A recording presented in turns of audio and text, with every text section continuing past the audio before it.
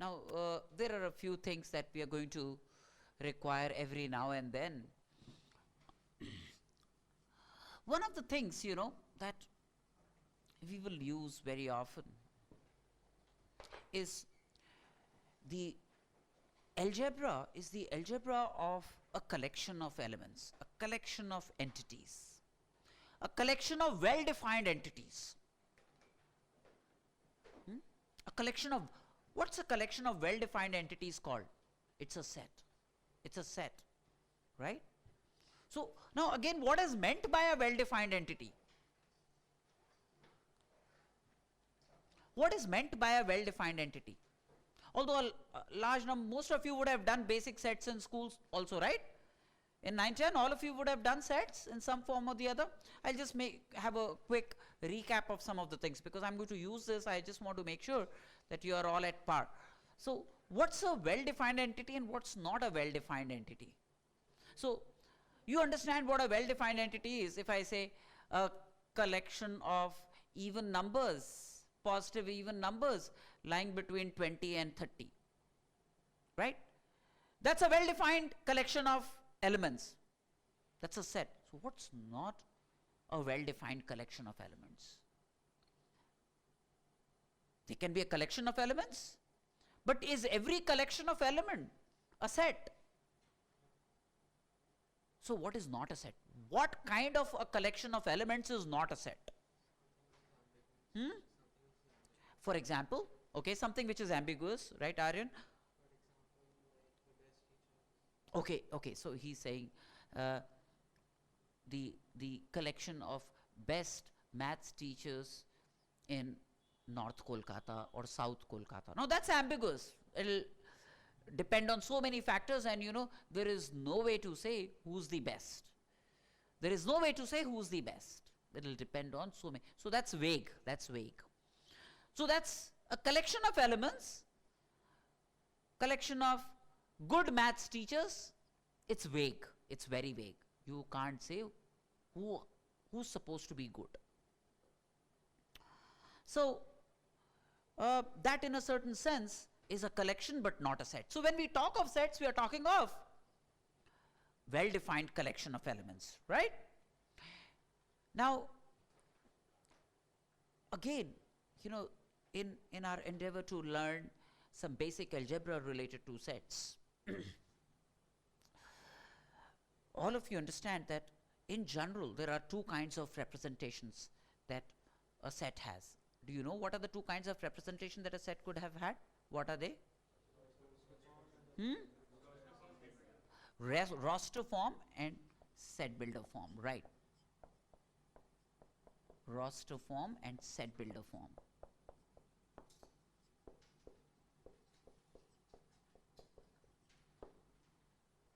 So, example, a roster form, collection of vowels. If I have a set which is a collection of vowels, now written as A, E, I, O, U. This is the roster form. This is the roster form, right? What's a set builder form? A set builder form, let's say, collection of prime numbers, less than 9. Positive prime numbers less than 9.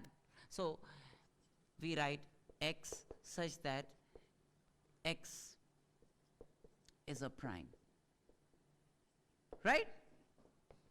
X such that X is a prime. So this is set builder form and this is a roster form. In a roster form we populate. In a set builder form, the elements of the set A, when written in set builder notation, would be like X, and there would be a condition on X. Call it Px. Px is a certain condition on X. X is an integer lying between -8 to +3, for example. That's a condition on X, right? So A equals X, X such that it enjoys a certain condition, Px. Px is a condition. It could be a qualitative condition, it could be a quantitative condition, right? So these are two formats in which a set is expressed. All of you know this, right? Now,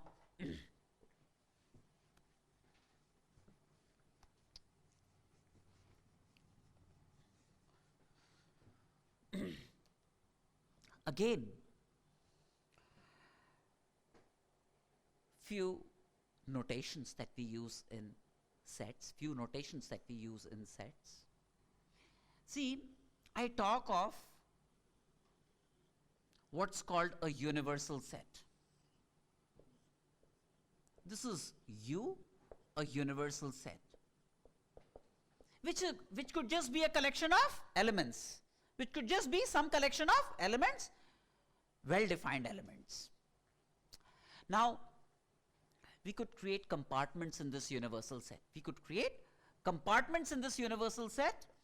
This, for example, I'm talking of a geometric representation. This could be a set which contains some of the elements of the universal set, which could contain some or all of the elements of the universal set. This set A, which contains some or all elements of the universal set, is called a subset of U. Of the universal set. And we write this as A is a subset of U. A is a subset of U. Right? Now, elements that don't belong to A, are referred to as A complement, A bar or A complement, also written as AC. That's complement of A.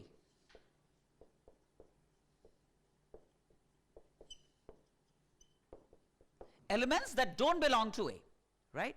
So geometrically, elements that don't belong to A would be elements belonging to this shaded region.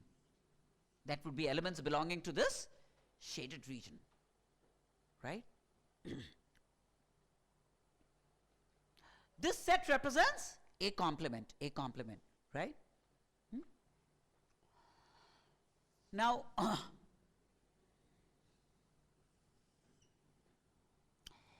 let me talk of two subsets of the universal set. This is the universal set.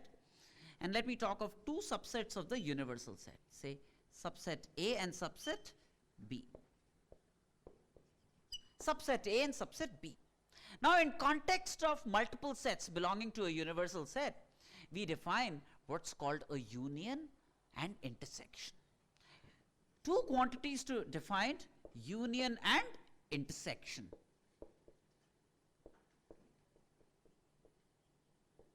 All of you have had a basic run through sets in junior classes, right? So I'm not getting very elaborate with illustrations and examples.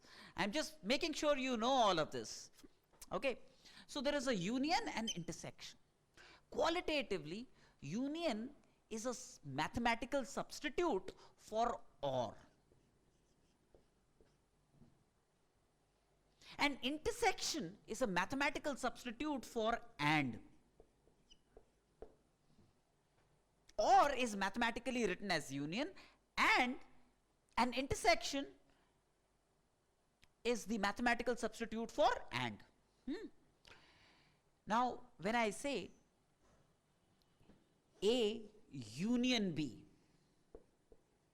it is about elements that belong to A or B. It's about elements that belong to A or B. That's A union B. So, it is this set.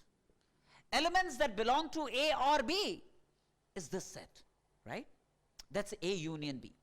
A union B would contain elements that are either in A alone or in B alone or in A and B or in A and B.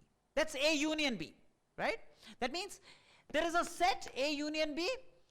Any element belonging to this set will either belong to A or belong to B or belong to both A and B. That would be the constitution of A union B, right? A or B, right? That's this shaded region represents A union B. And then we have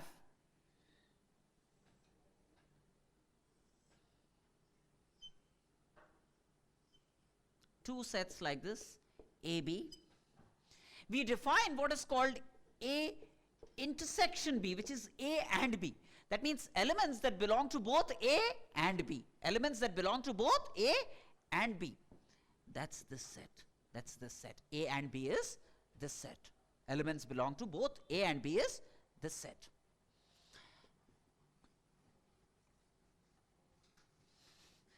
We have, again, two sets that could look like this. These two sets have nothing in common. These two sets have nothing in common, right? For these two sets, there is no element belonging to A and B. There is no element belonging to A and B. They have nothing in common. So A intersection B is an empty set. A intersection B is an empty set. It's called a null set. Is an empty set or a null set for this representation.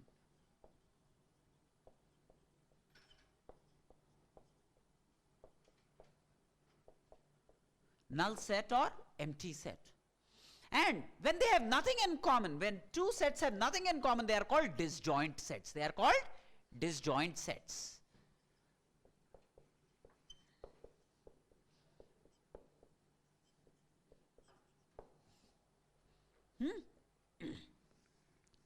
No issues with all of this, right?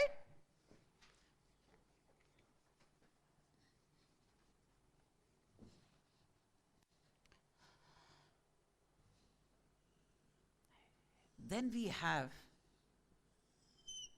an operation called, this is my universal set, this is A, this is B. We have an operation called the difference of two sets.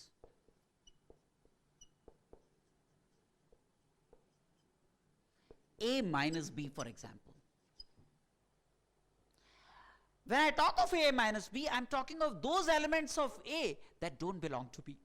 I'm talking of those elements of A that don't belong to B. This is A. From this, I want to remove those elements that belong to B. That means I want to remove this portion. That means this region will be A minus B. This region would be A minus B. Yes or no? From A, I have removed those elements that also belong to B. Then we can talk of B minus A. From B, I want to remove those elements that also belong to A, right? This region is B minus A. Yes or no? Then we talk of, sometimes we talk of A symmetric B. You know about this? Asymmetric B? This operation, asymmetric B? No.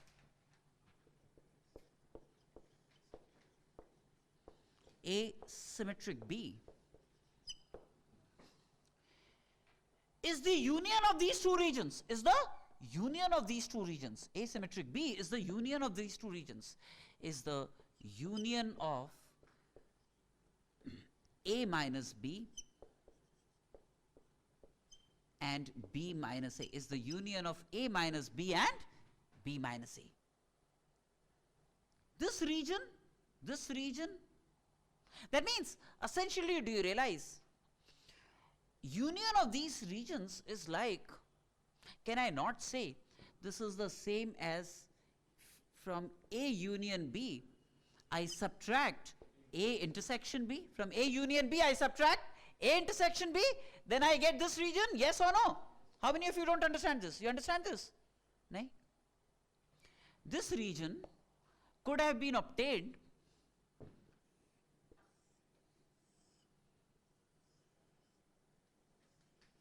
do you realize this entire thing is A union B? This entire thing is A union B, right? Now from A union B, if I remove A intersection B, this is A intersection B, do I get this? Right? So A union B, from which I subtract A intersection B, I get A symmetric B. I get A symmetric B. A symmetric B. Yes or no? Right? So far so good.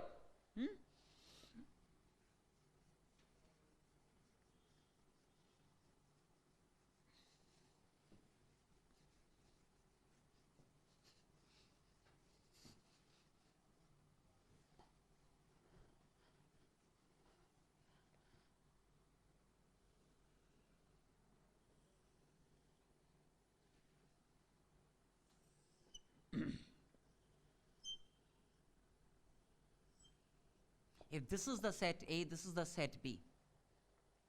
And if I want to mark what is called A complement in this set, all elements other than those belonging to A. All elements other than those belonging to A is A complement, right? So,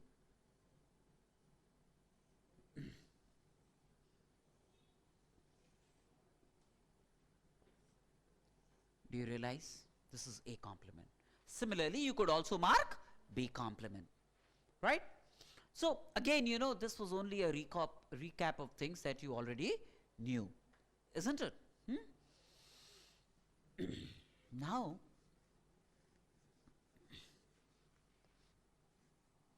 let me tell you, when I talk of a set A, let me talk of a set A. And its elements are, say, A1, A2, A3, AN are its elements.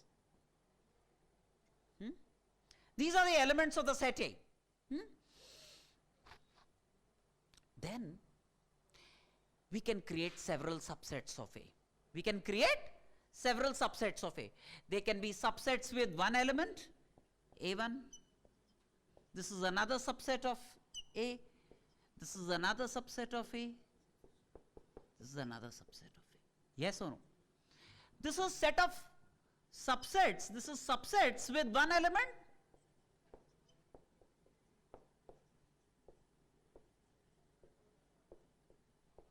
Right? Then there can be subsets with two elements, right? They would be subsets like A1, A2, A2, A3, and so on and so forth. Subsets with two elements. Similarly, they can be subsets with three elements.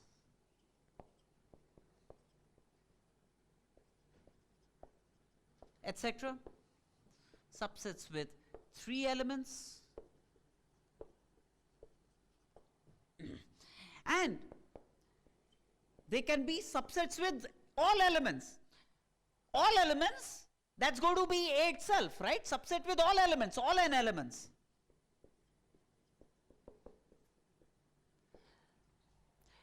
Which is the set A itself? Which is the set A itself? A is a subset of itself. A is a subset of itself mathematically.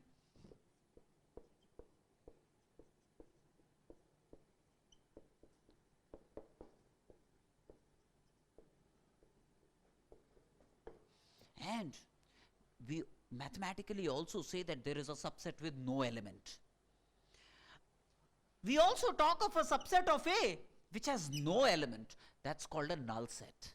That's called a null set. Null set is also a subset of every set. Null set is an empty set. Null set is an empty set. Set with no elements. Set with no element. That is a subset of every set. Right? Let me tell you, again, you know, I'm going to come to this in combinatorics later on, but the total number of subsets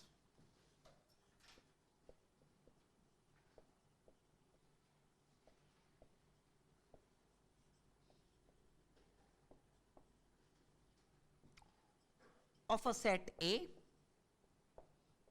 with n elements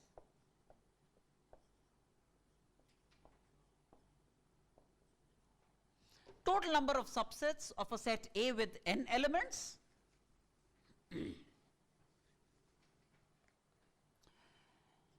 is going to be 2 to the power n. If there is a set with n elements, the total number of subsets that you can form out of this set is going to be 2 to the power n elements. This includes, this count includes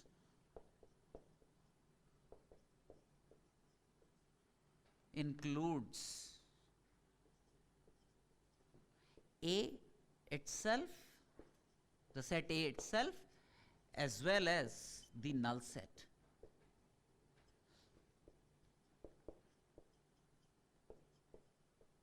Null set phi, as well as the null set phi, inclusive of the set A as well as the null set, the total number of subsets that you can form out of any set A with n elements is going to be 2 to the power n, is going to be 2 to the power n. Yes or no?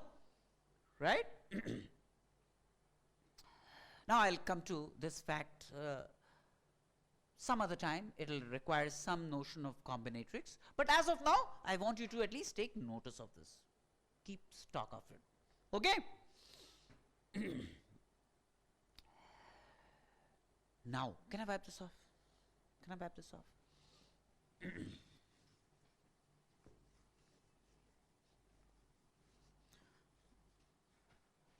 Now some very basic properties.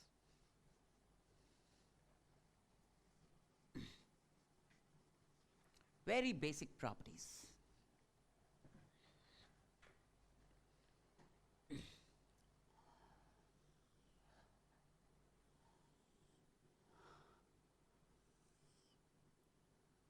This is the universal set. This is a set A. This is a set A.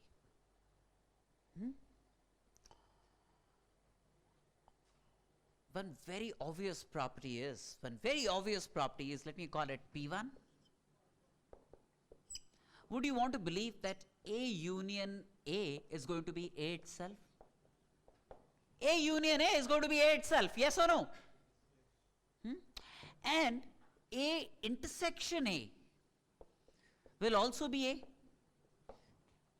A intersection A will also be A, yes or no? This property is called an idempotent property of sets. Idempotent. It's called an idempotent property. P1.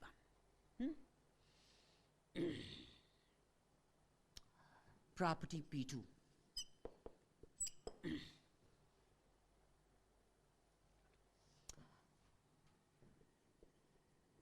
A union a null set. A union a null set. What would that be? A itself. A union a null set will also be A.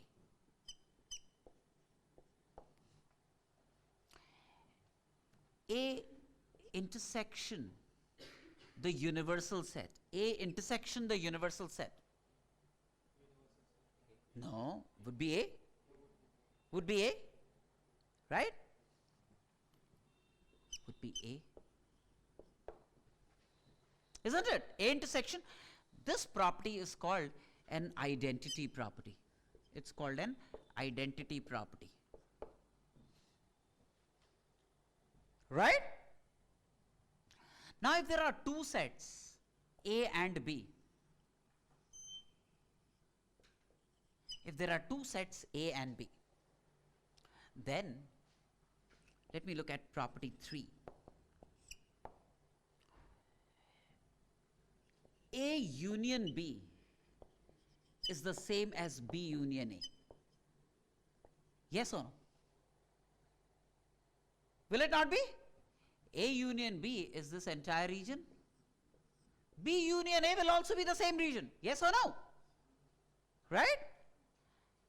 And A intersection B, whether you take A intersection B or you take B intersection A, it's going to give you the same set of elements. Right? This property is called commutative property. This is called commutative property.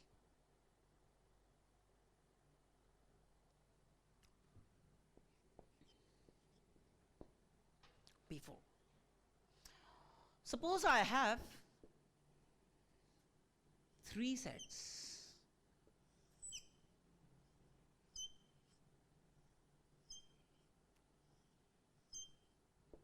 A, B, C. Suppose I have 3 sets, A, B, and C. Then A union B union C is the same as A union B union C. Why so? Let's figure out why. That means I first take A union B, I get a set, right? When I take A union B, I get something like this, right? And then this set, I take a union with C. Then that's the same as taking A union B union C. A union B union C. Let's see how to get this. So first of all, what is A union B in this? A union B, as you can see, would be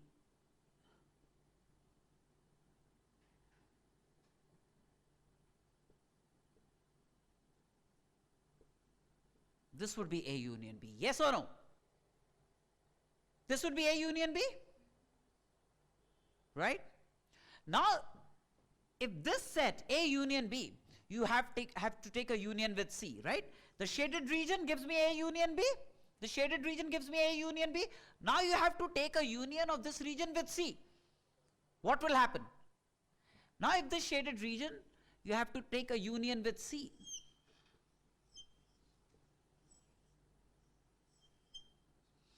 Will you not get this entire region? Will you not get this entire region? Right? So this entire region is A union B union C. This is A union B. Now if I take a union with C, I get this entire region. Yes or no? No issues? Right? Now, in contrast, let me work with A union B union C. Right?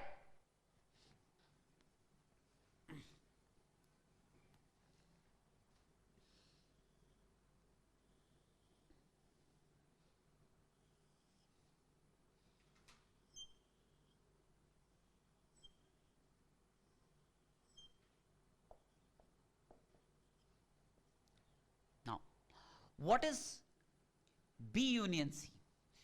B union C is this entire region. This is B union C. Yes or no? Right? This is A and the shaded region is B union C. Yes or no? Right now? Now if I have to take a union of B union C with A, will I not get this entire region?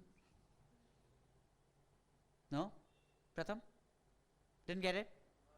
Got it now? So which means whether I take A union B and then union with C, or I take A and then union with B union C, I get the same region. So these two must be equal. So that means if you have something like A union B union C, do you realize this is actually A union B union C? Elements belonging to A or B or C. A union B union C. Then essentially it does not matter where you put the bracket. You could have put the bracket here, or you could have put the bracket here. It's all right to do so, right?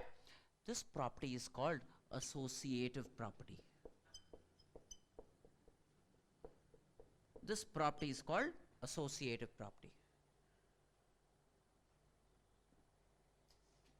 Did you get me right?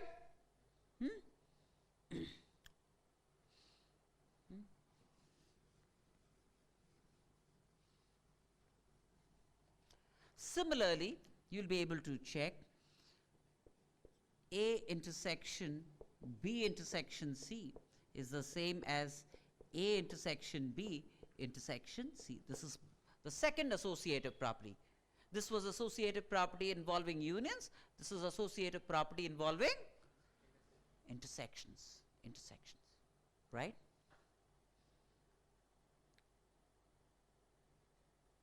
Very easy and obvious properties, very easy and obvious properties.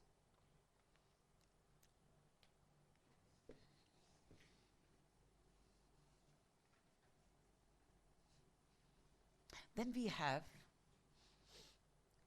a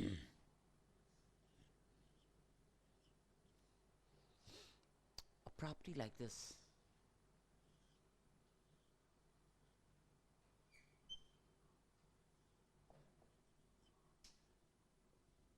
A union B intersection C.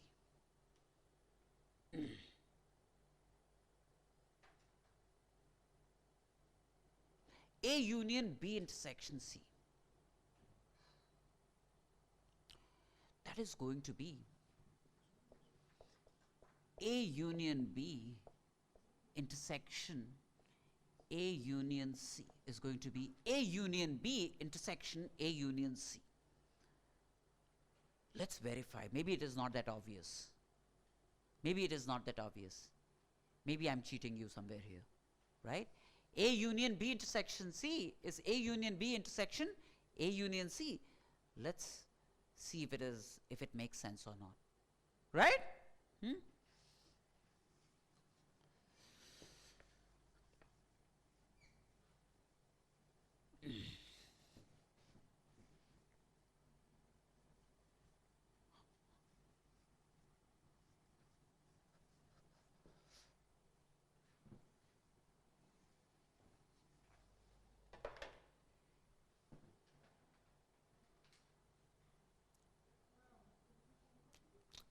Let me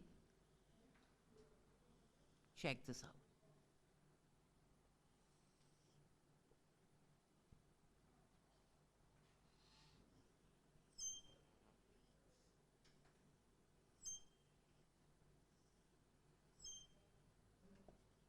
ABC, right? Now what is B intersection C?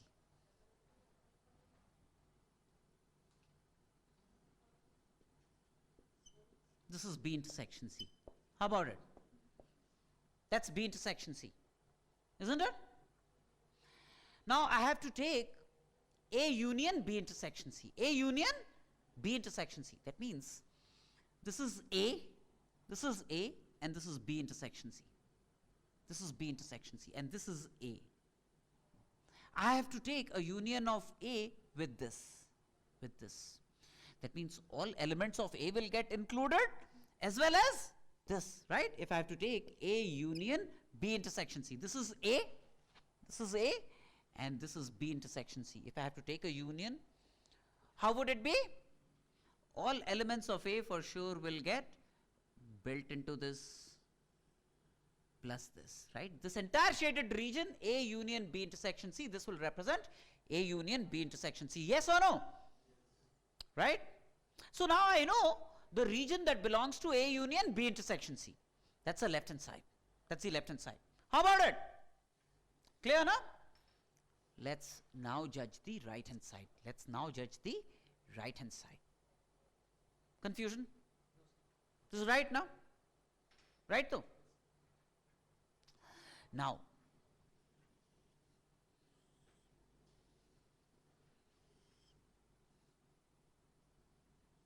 this is A, this is B, this is C. ABC. Let me look at A union B first. A union B would be this region. This is A union B. How about it? Is this not A union B? Right now? Let me look at A union C now, separately.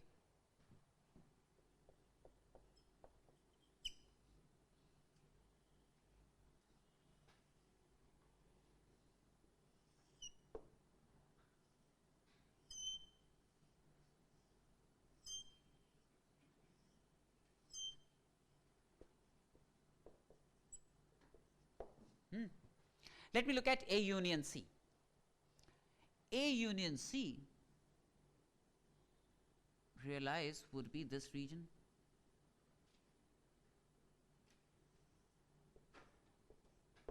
Yes or no? Is that not A union C? Clear now?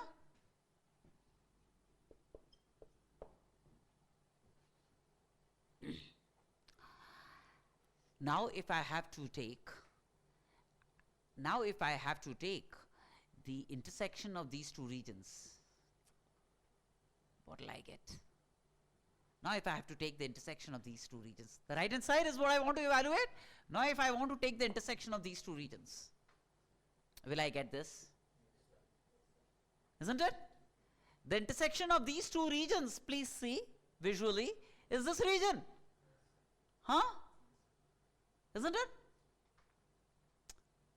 That sets us up for this another identity in sets. A union B intersection C is A union B intersection A union C. God bless you. Right? Exactly the same way you would be able to work out A intersection B union C is going to be A intersection B union A intersection C. Another similar property, you should be able to now work it out independently. You know what I'm saying? A intersection B union C is going to be A intersection B union A intersection C.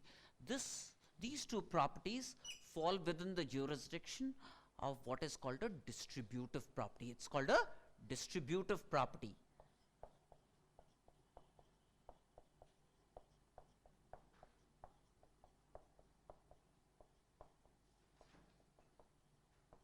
This is called a distributive property.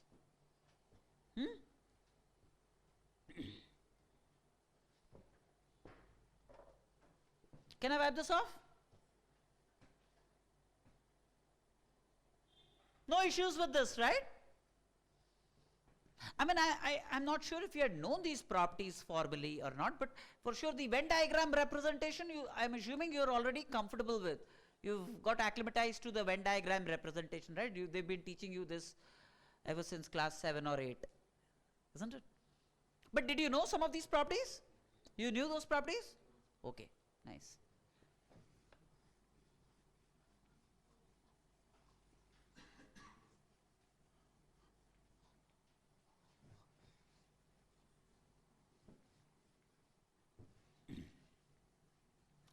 Now, another property worth a mention is A union B complement. Is A union B complement. Do you know of this? What is it? A complement intersection B complement. A complement intersection B complement.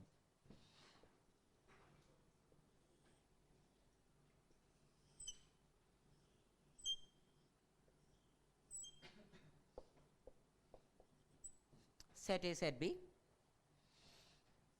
Very clearly, this is A union B. This is A union B. And complement of this would be the region outside this. A union B complement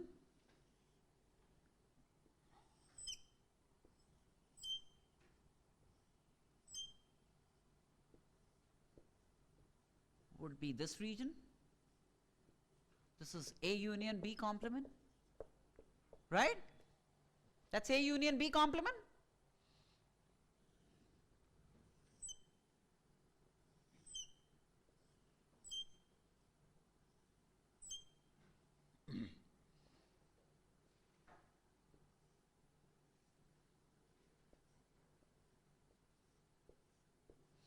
Is this not A complement?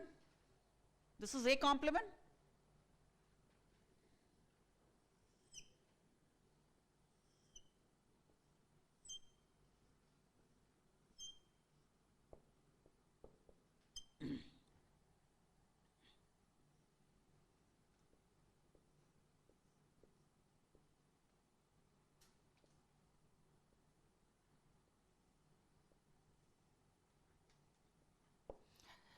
Is this B complement? Is this B complement? Take the intersection of these two regions. Take the intersection of these two regions. Will you get that region?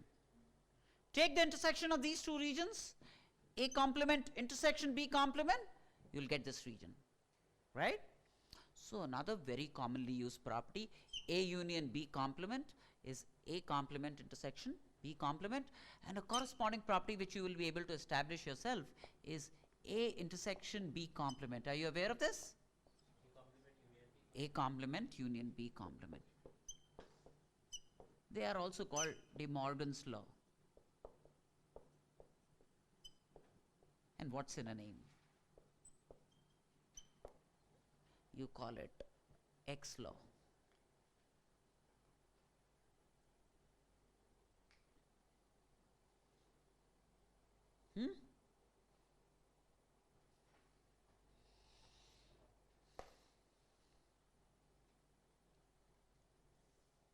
course, there is a myriad other properties, but mostly ornamental.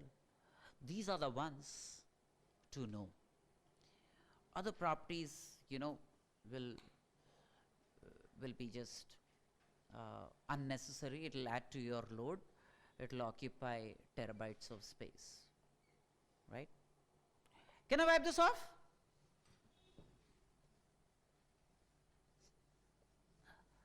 Now, in context of sets,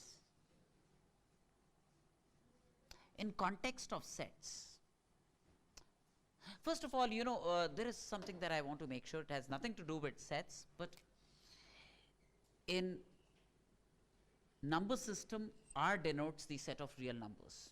R denotes the set of real numbers. R plus denotes the set of positive real numbers.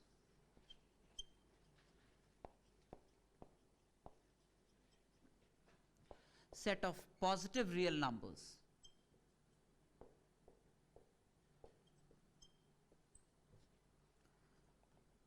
Z denotes the set of integers. Z denotes the set of integers.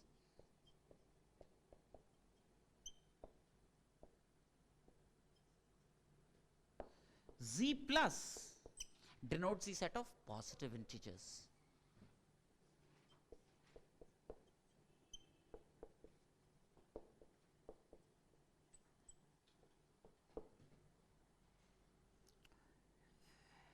We have Q.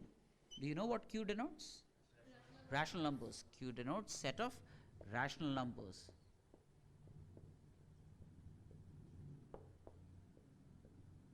All of you know what rational numbers are? Huh? You know that? How do I know if you know? What are rational numbers?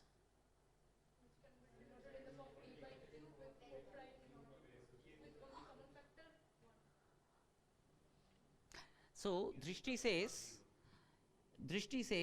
rational numbers are those that are of the form P by Q, where P and Q are integers, and P and Q are coprime. You know what coprime numbers are?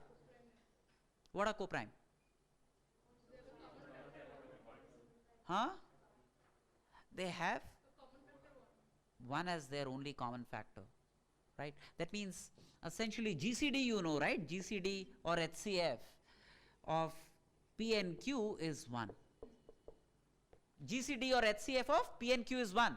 Huh? So she says, okay, Q not equal to 0, because what happens when Q is 0? Huh? Undefined. Division by 0 is not a legal operation in mathematics. Division by 0 is not a legal operation in mathematics. Tan 90, is it infinity or it's undefined? It's undefined. A large number of people think, dividing by 0 you get infinity. No, not that. Dividing by 0 you don't get infinity. Dividing by 0 you get Rasgulla. Undefined entities. You're not going to get, right? Now, so P and Q are coprime. Does it mean that 2 by 4 is irrational? They have a common factor too? So 1 by 2 is rational, but 2 by 4 is irrational. Counter that. She said P and Q should have no factor other than 1 in common. So it can be expressed, right? You must add that clause. A number should be expressible in the form P by Q, where P and Q are coprime. Right? So 2 by 4 can be expressed in the form 1 by 2, where 1 and 2 are coprime. 1 and 2 are coprime. So Q is the set of rational numbers. Q is the set of rational numbers. And C denotes the set of complex numbers. W denotes the set of whole numbers. This is the terminology used in common parlance.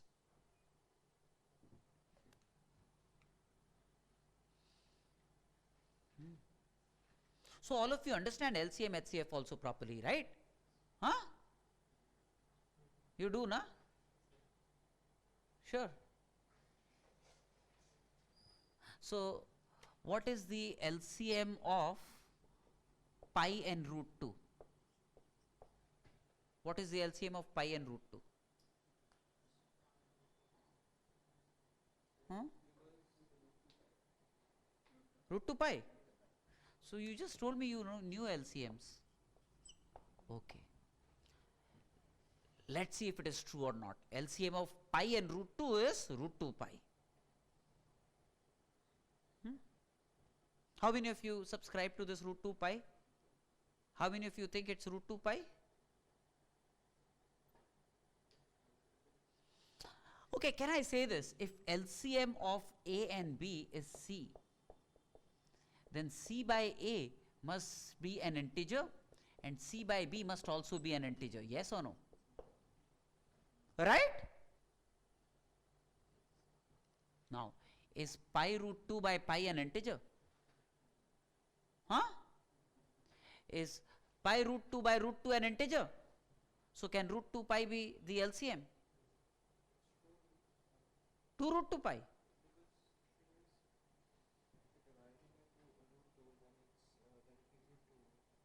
If you divide by root 2, how does it give you 2?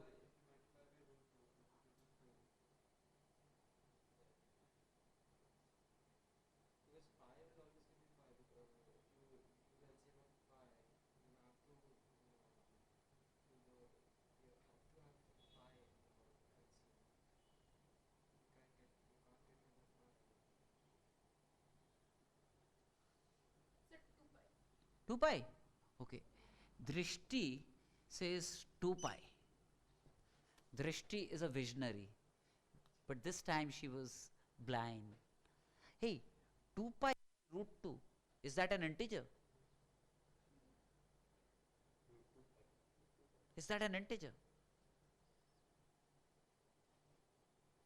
No, they've not taught LCM HCF to you, trust me. 5 years they tried to teach you LCM HCF in so many ways. You had tutors at home, you had school teachers in school and outside school. Pi. Okay, pi. Pi by root 2, is that an integer?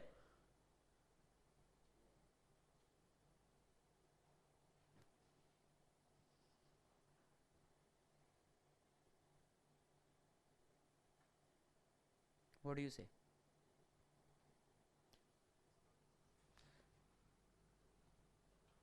See, let me tell you, if A and B are, you know pi is irrational.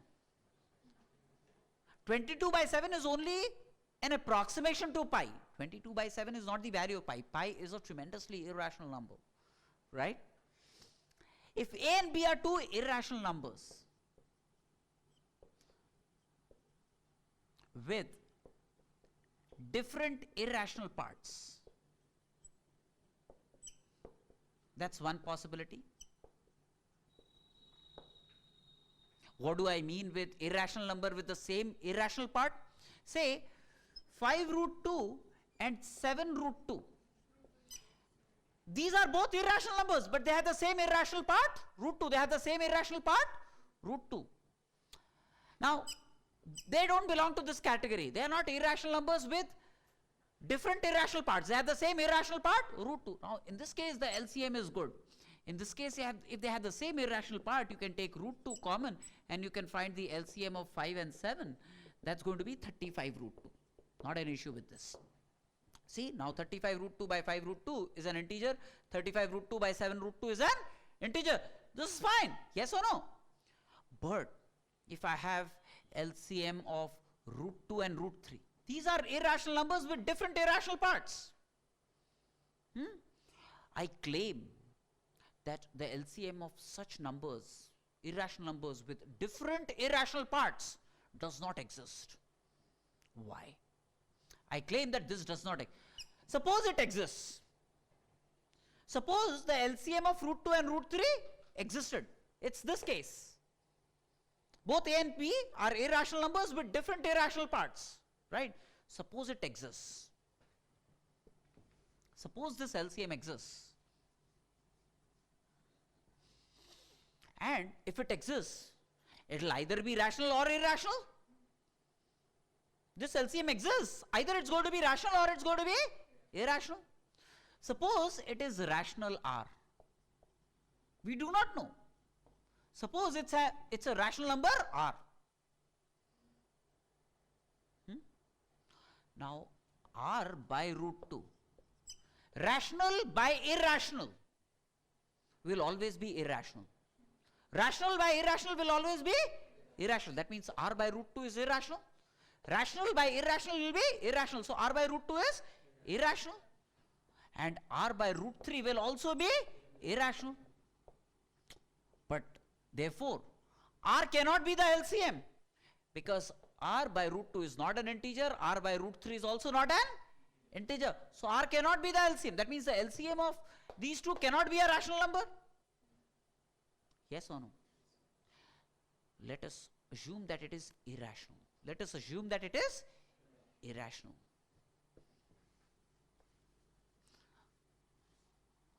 Suppose it is some R which is irrational.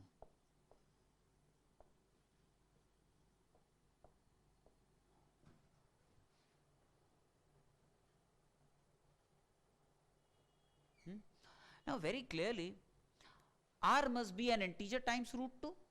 R must be an integer times root 3. R must be an integer P times root 2 and must be an integer Q times root 3. Yes or no? If R is the LCM, it must be an integral multiple of root 2. It should also be an integral multiple of root 3. Yes or no? Sure, na? Hey, where P and Q are integers. Now P by Q is root 3 by root 2. Yes or no? P by Q is root 3 by root 2. P by Q is a rational number because ratio of two integers. But root 3 by root 2 is irrational. Yes or no? How can a rational be equal to irrational? How can a rational be equal to irrational? That's irrational. That's an irrational thought. Rational equal to irrational is an irrational thought, right? It cannot happen. So this is junk. Why is it junk? Either we have made a manipulation error, algebraic error, or there must be a fundamental problem with our assumption. Is there a fundamental problem with our assumption? Yes. The assumption that the LCM of these two could be irrational is our fundamental assumption. There must be an inherent drawback, defect in that assumption. Yes or no? That means the fact that the LCM of these two is R, an irrational number, must be gross, must be incorrect. Yes or no? That means this is ruled out, this is not possible, it can't be irrational. Earlier we established that it can't be rational. Arey Baba, if the LCM of two real numbers can't be rational, can't be irrational, then what can it be? It does not exist. That means it does not exist. LCM of two irrational numbers with different irrational parts cannot exist. LCM of two irrational numbers with different irrational parts cannot exist.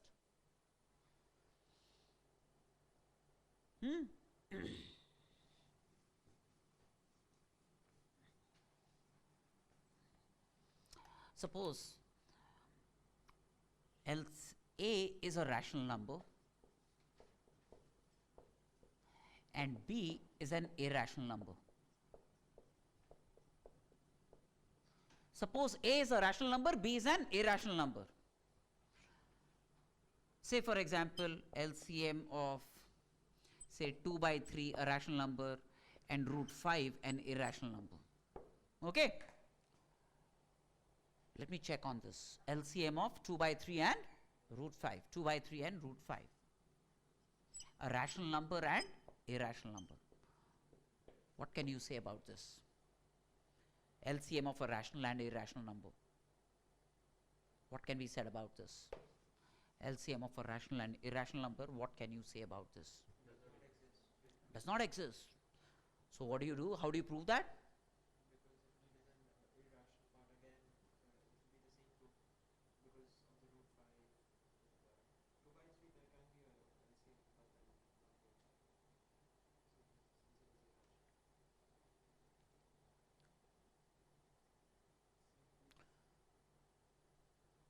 Let us assume it exists and is R. Let us assume that it exists and is R. Then 2 by 3 times an integer p must be R. 2/3 times an integer p must be R. And that must also be equal to root 5 times some other integer q. P and q are integers. Yes or no?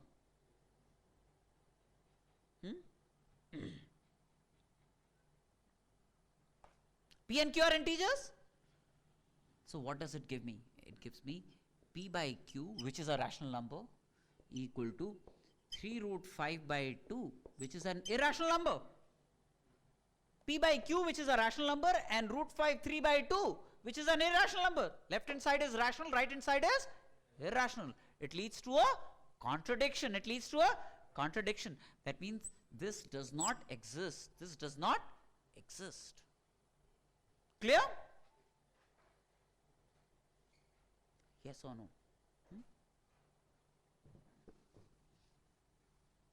Makes sense to all of you? So LCM of rational and irrational does not exist. Suppose I have several rational numbers. LCM of 5 by 11, 17 by 31, 15 by 9, 8 by 7, 23 by 14. How do you find the LCM of these fractions? How does one find the LCM of fractions? Right? You know this? LCM of numerators divided by HCF of denominators. LCM of fractions is found by LCM of 5, 17, 15, 8, 23 divided by HCF of 11, 31, 9, 7 and 14. Right? That's how you find LCM of fractions. LCM of numerators divided by HCF of denominators. That's how you find LCM of fractions. So of course these are some facts on LCM that you must know. I can teach you LCM HCF for the next 5 hours and tell you that they never taught you LCM HCF. Okay? So coming back to our sets once again. This was a departure from sets, but again pertinent stuff, and I do want you to know. But have you understood the basic ideas? Right? Now, look.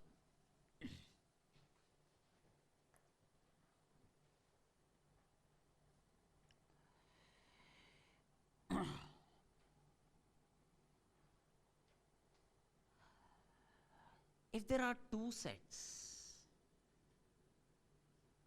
A and B,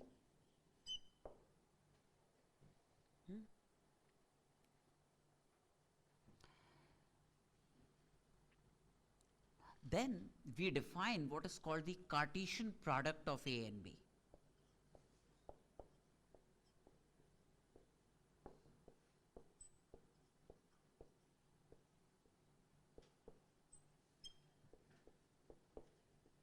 We define what is called the Cartesian product of A and B, written as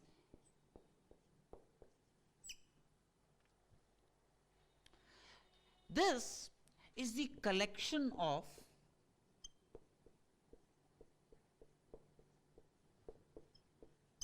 all ordered pairs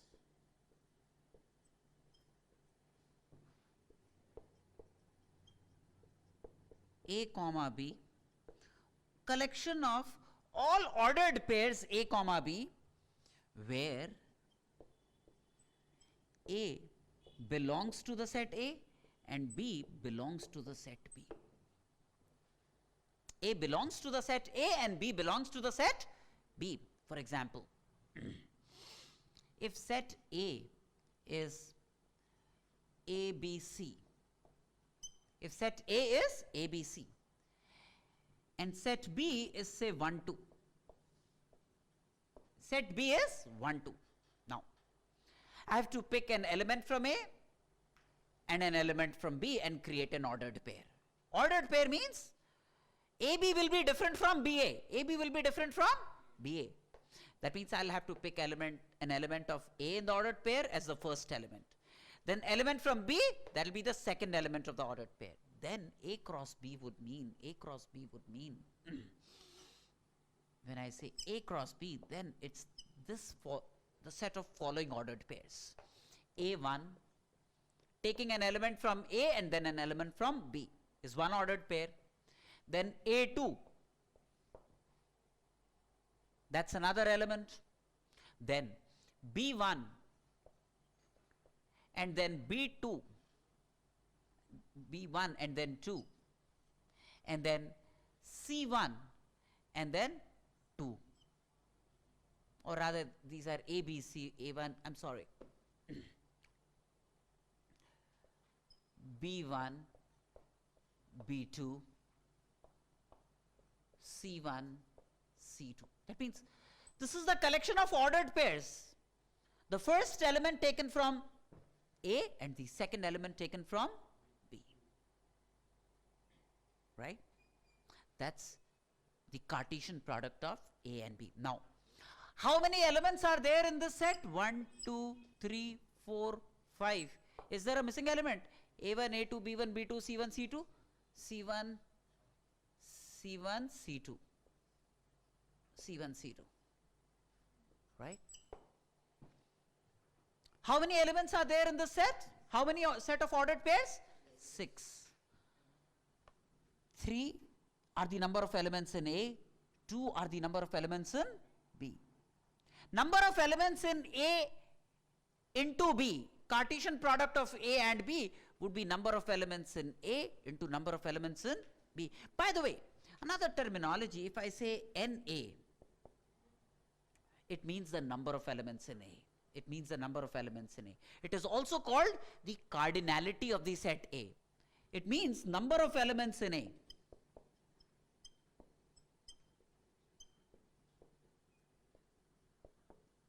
Which is also called the cardinality of A. Which is also called the order of the set A. Which is also called the order of the set A.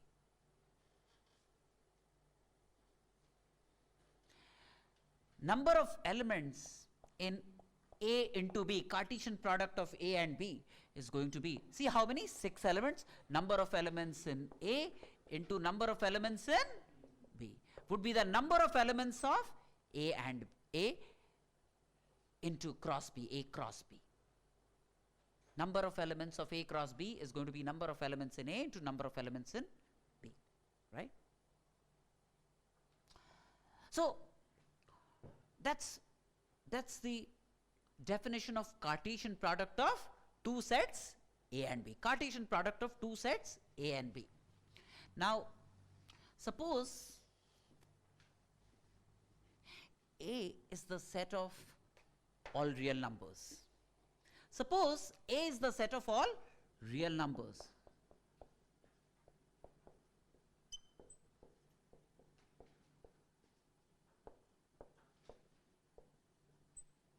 Right? And B is also a set of all real numbers. B is also the set of all real numbers.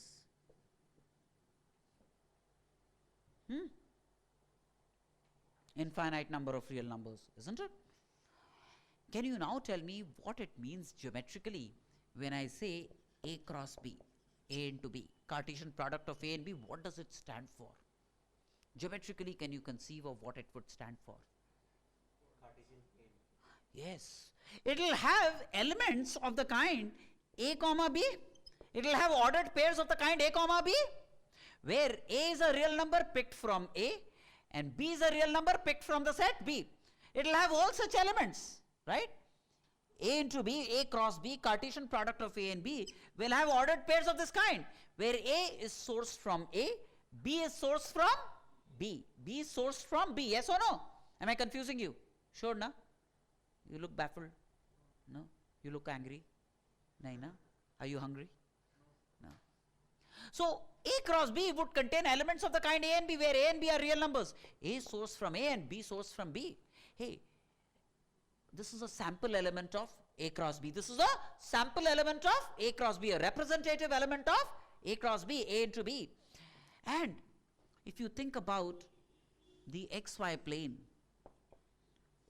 then this element will be geometrically represented by a point whose coordinates are A comma B. This ordered pair would be geometrically represented by a point in the xy plane. And A cross B will give you all sets of ABs that lie in the plane. Yes or no? Will give you all sets of A comma B's. A cross, because A is the set of all real numbers. B is also the set of all real numbers. So you will get all possible kinds of pairs AB when you do A into B. Yes or no?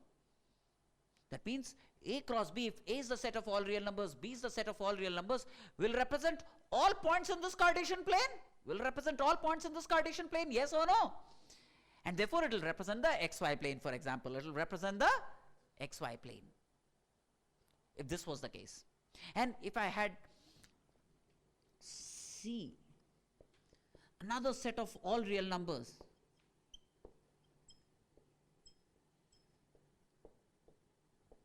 then A cross B cross C would have ordered pairs like A, B, C, where A is sourced from capital A, B is sourced from capital B, C is sourced from capital C. It will have triplets of this kind. It will have triplets of this kind, yes or no? And each such triplet would be a point in space whose x coordinate is A, whose y coordinate is B, whose z coordinate is C. So in this case, A cross B cross C would be all such triplets, covering all real numbers A, covering all real numbers B, covering all real numbers C. That means representing the entire space. And number of elements, cardinality of A cross B cross C would be cardinality of A into cardinality of B into cardinality of C. That means number of elements, in this case of course it's infinite, but this set, A cross B, we call R squared. From real numbers to real numbers, it's called a R square. This is like a R cube. This is conventionally called a R cube, the space. And the space that you conceive of physically is three-dimensional space. But in general, in mathematics, we'll talk of n-dimensional space. N-dimensional space would be elements like A1, A2, A3, An, which would be a point in what is called a n-dimensional space. But don't have to bother about that, but we'll extend our notion of 2D and 3D space to higher order space. General n-dimensional space, we'll come to that, but too early you will not be able to physically imagine it at this point of time, but just to make a passing reference, we'll come to that n-dimensional space paradigm also. And that's a very useful paradigm in artificial intelligence, very useful paradigm in computer science, theoretical foundation of computer science, but later on. But as of now, you understand that if A, B, C are set of all real numbers, then A cross B will represent a Cartesian plane. A cross B cross C will represent the space, because A, B, C, this is a constituent element of A cross B cross C. A, B, C are real numbers, and this will represent a point in space. A, B, C will be the coordinates of a point in space. And if you cover all possible A, B, C, you cover all possible points in the 3D space. How about it? Do you all understand this? Clear now? Sure? So that's a Cartesian product. That's a Cartesian product. Now, we could sometimes be only interested in some members of the Cartesian product. It may not be of relevance, all possible members of the Cartesian product of A and B. By the way, realize that A cross B is not the same as B cross A in general. Right? Because in an ordered pair, the order in which the elements appear will be consequential, will be important. So A cross B in general for sets is not the same as B cross A. Right?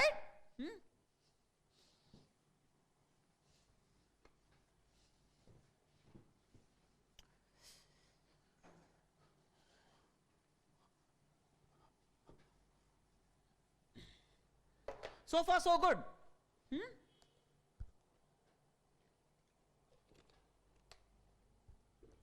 Now,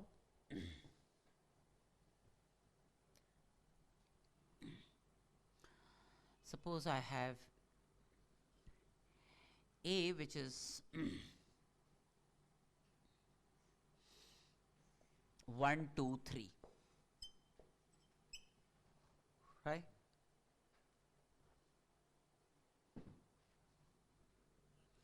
B, which is say 1, 9. B, which is 1, 9. Let me construct A cross B, Cartesian product of A and B. Let me construct the Cartesian product of A and B. How many elements will it have? 3 into 2, 6 elements is what it will have. So that set comprising A cross B is going to be 1, 1, one ordered pair, 1, 1, then 1, 9, right? Then 2, 1, then 2, 9, right? Then 3, 1 and 3, 9.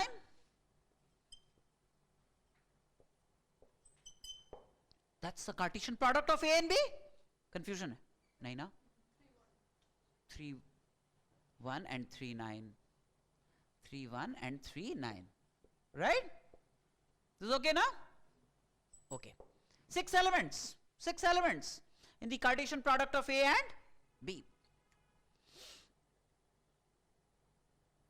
And they are represented by an ordered pair A comma B, where A takes like values like 1, 2 and 3, B takes values like 1 and 9. All such pairs where A assumes values from this set and B assumes values from this set is the Cartesian product of A and B. This representative element of this set A comma B. A sourced from A and B sourced from B. 6 such ordered pairs feature in A cross B. Now,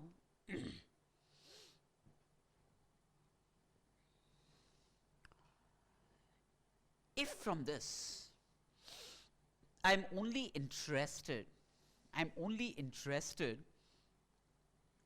in in the set of ordered pairs. If from this set of ordered pairs, if I'm only interested in those ordered pairs of this Cartesian product where B would be A square, I impose this condition on this Cartesian product. I impose this condition on this Cartesian product.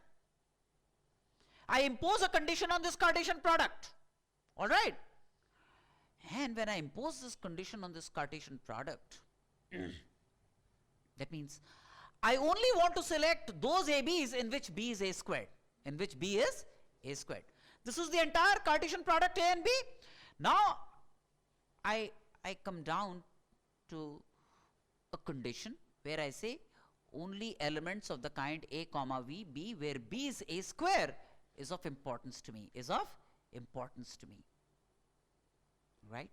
So filtering out elements from A cross B, filtering out elements from A cross B or A into B or Cartesian product of A and B based on a condition, filtering out elements of A cross B based on a condition gives me ordered pairs, that belong to what's called a relation. So this is my A cross B. Now on this A cross B, I filter out elements in which B is A square. What are those elements? 1, 1 and 3, 9. This is a subset of A cross B. Yes or no? It's a subset of A cross B based on a condition. It's a subset of A cross B based on a condition. So if I filter out A cross B based on a condition, I get a subset of A cross B, and that set is called a relation. This is a relation.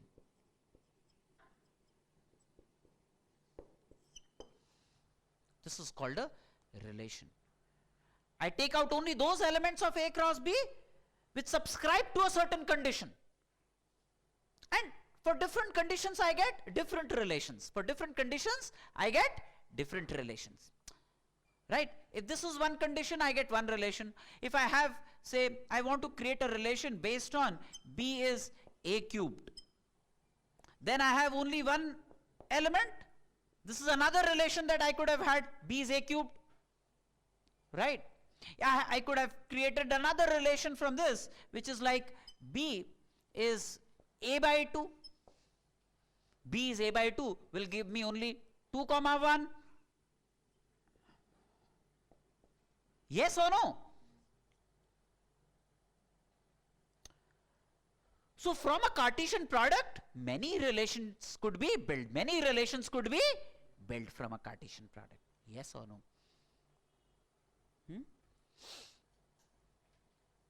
Now, say this was one particular relation built out of the Cartesian product of A and B. Then the set of first elements are 1 and 3. And there are two ordered pairs, and the set of first elements are 1 and 3. The set of first elements 1 and 3 of this relation. This is my relation, and from each member I pick the first element. 1 and 3. This is called the domain of the relation. 1 and 3. See, you populate the relation. All members of the relation are populated, and then just take the first members. In this case, what are the first members? 1 and 3. That's called the domain. No, 1 and 9, that's called the range of the function. 1 and 9 is called the range of the function. This is called the range of the function.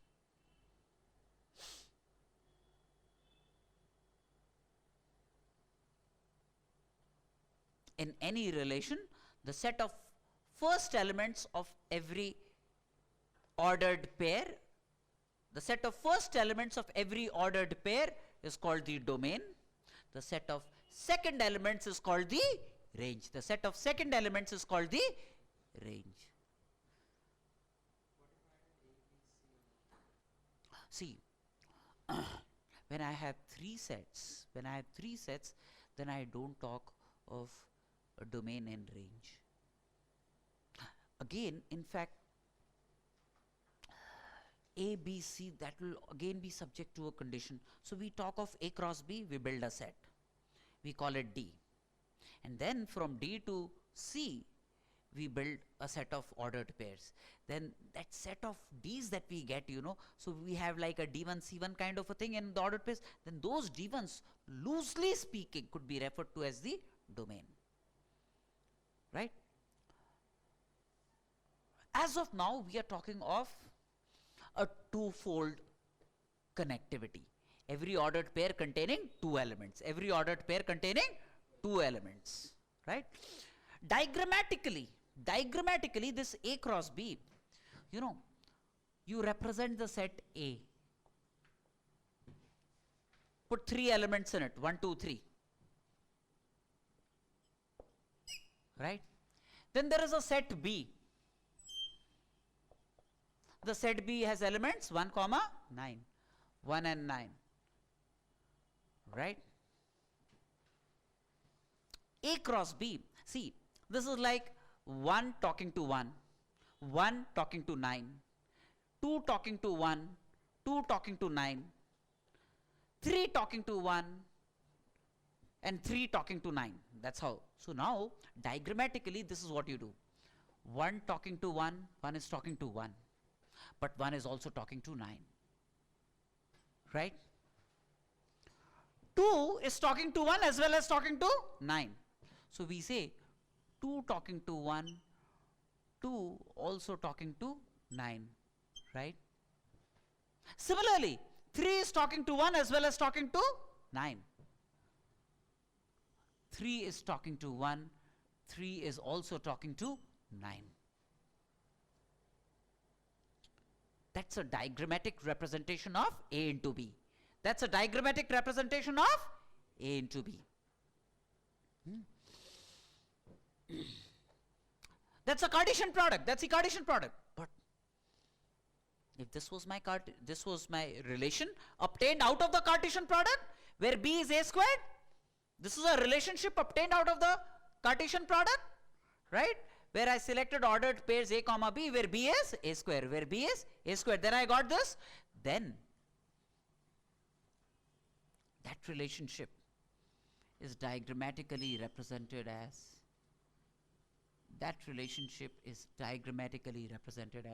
A had elements what? 1, 2, 3. A had elements like 1, 2, 3. B had elements like 1 and 9. That was my A cross B. But my relationship where B is A squared is like 1 is talking to 1, 3 is talking to 9, 3 is talking to 9. So 3 talking to 9. This is one of the relationships. This is a certain relationship in which B is A squared. And this 1 and 3 constitute the domain of the function. 1, 3 is the domain. 1, 3 is the domain. And 1, 9 is the range. 1, 9 is the range. In a relationship, you talk of a domain and range. This will be my domain. 2 does not belong to the domain. It is unutilized. 1 and 9 belong to the range, right, of the relationship. Got me? So you understand precisely what a domain is and what a range is in a relationship.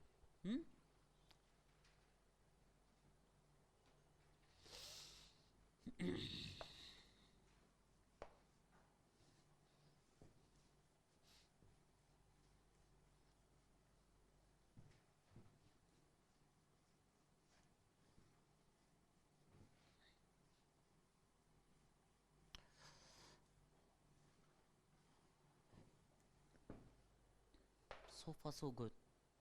Is there a problem? You understand a Cartesian product.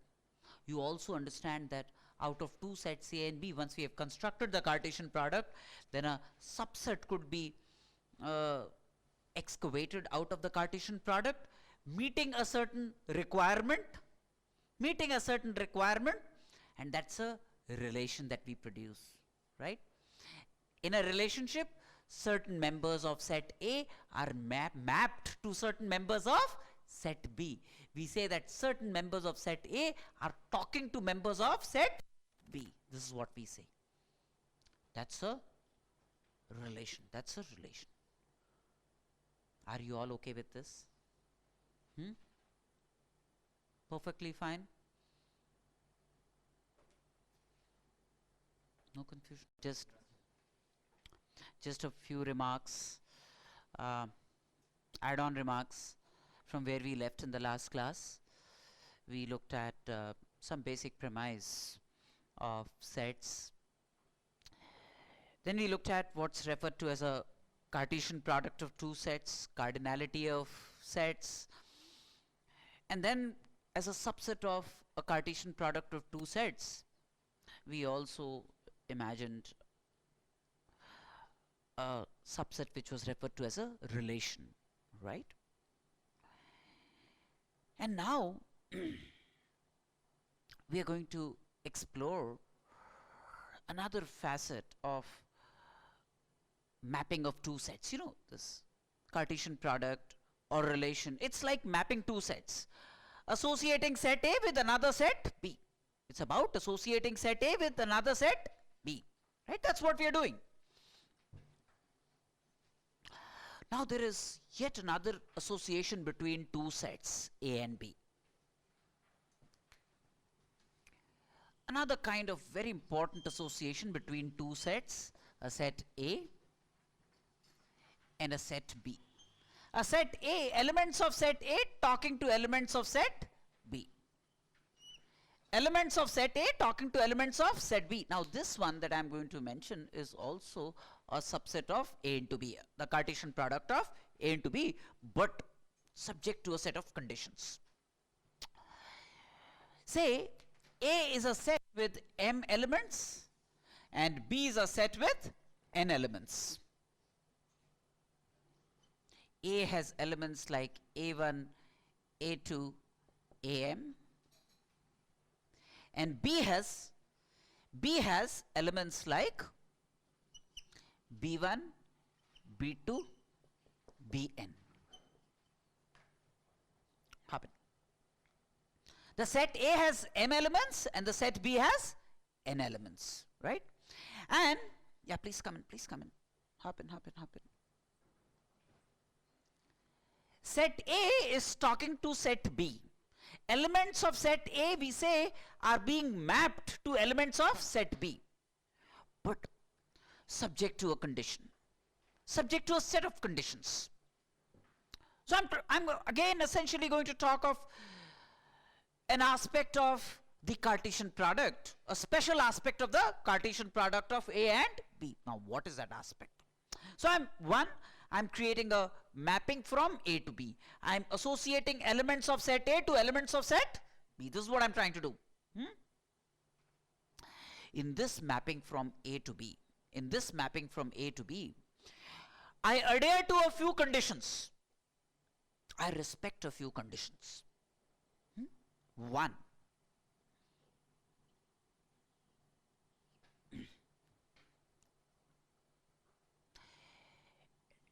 every element of set A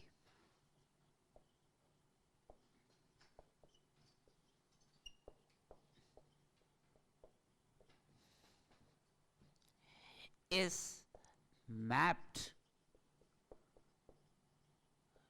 to a unique element in B.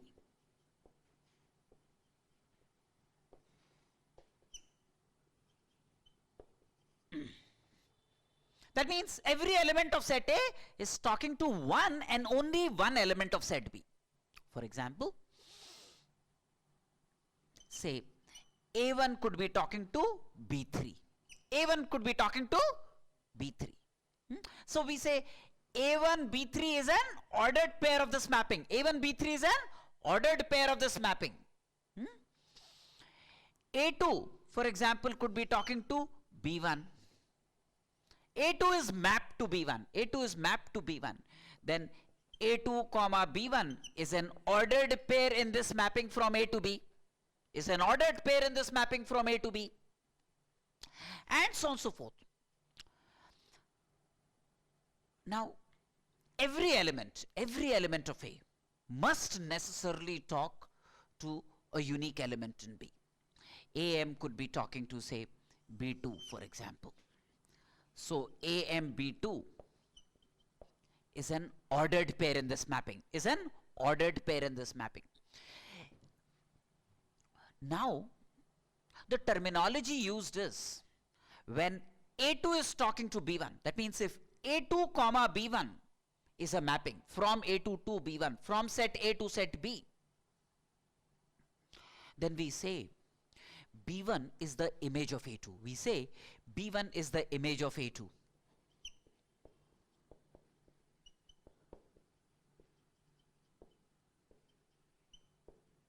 B1 is the image of A2.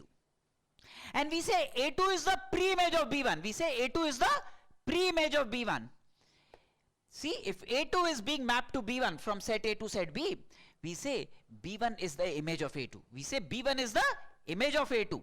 B1 is the image of A2. And we say A2 is the pre-image of B1. We say A2 is the pre-image of B1.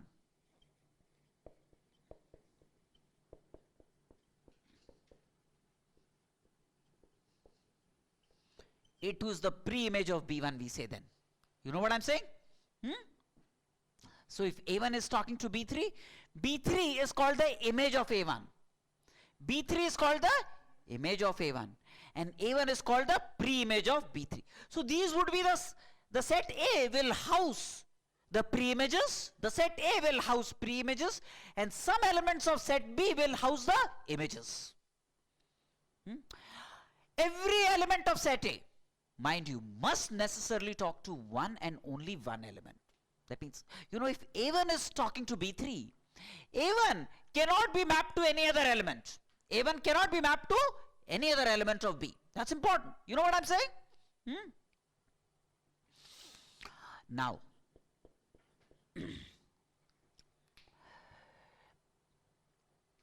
that means every element of A must have a unique image. Every element of A must have a unique image. Now, there could be an element in B, say BK, which may not have any pre-image. There could be an element in B, say BK, which is talking to no element in A, which has no pre-image. That's possible in this communication. There could be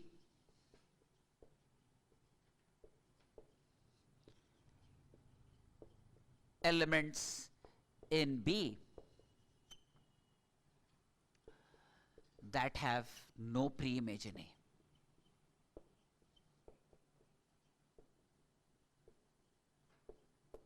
That's a possibility. That's a possibility. That means not every element of B is consumed. Not every element of B is necessarily consumed. But every element of A must necessarily be consumed when I talk of this mapping from A to B. It's a specialized mapping that I'm talking from A to B, which must enjoy some of the properties that I mentioned. You know what I'm saying? There could be element or elements in B that have no pre-images. That means they are listless elements. They are listless. They are not paired with any element in A. Also, it is possible that two or more elements in A could be talking to the same element in B. A2 talking to B1, A3 could also be talking to B1. This is possible. Two or more elements could be talking to the same element in B. Two or more elements in A could be talking to the same element in B.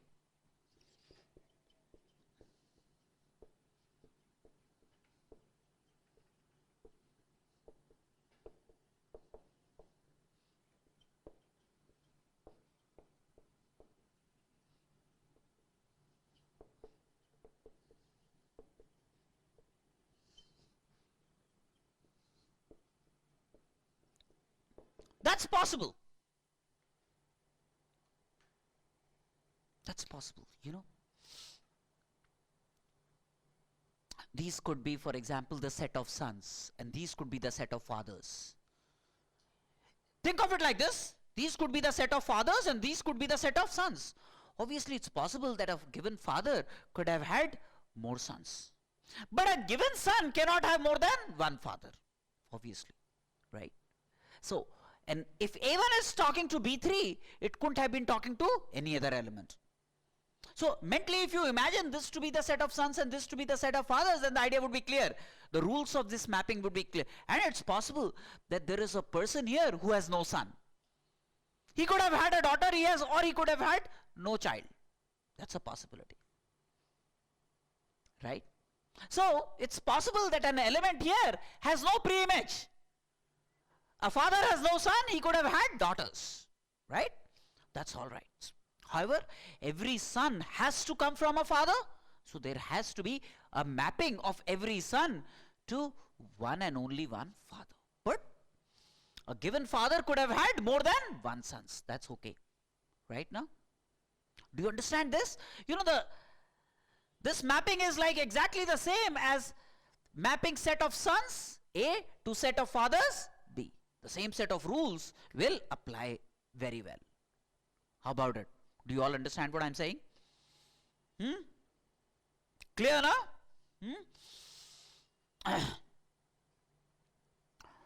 So, I repeat. Every element of A must be talking to one and only one element of B. That means every element of A must have a unique image in B. One. A given element in B could have had more than one pre-images. A given element in B may not even have a pre-image. That's also acceptable. Right? Yes or no? It's not possible to find an element in A which is unused, which has no image. That's not acceptable. It is not possible to find an element in A which has more than one image. Yes or no? Now, when these set of rules apply from A to B, set A to set B, when these set of rules, conditional, it's a part of A into B. It's a part of A into B. It's a subset of the Cartesian product A into B. Yes or no? When these set of rules apply from A to B, when these set of rules apply from A to B, we say it's a function f from A to B. We say it's a function f from set A to set B. We say it's a function from set A to B. We say it's a function from A to B. बोलो भाई ठीक है ideas are clear obviously you realize it's a subset of the Cartesian product. It's a subset of the Cartesian product of A and B. Right now? Now,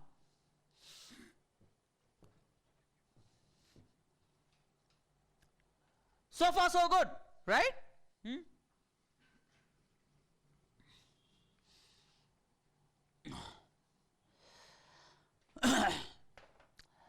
For this function f, elements of set A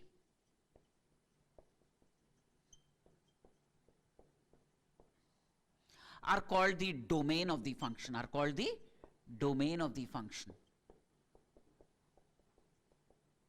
They are called the domain of the function. Elements of set A are referred to as the domain of the function. So in this case, what is the domain? The domain is this set A1, A2, AM. They constitute the domain. The set A is called the domain of the function, right?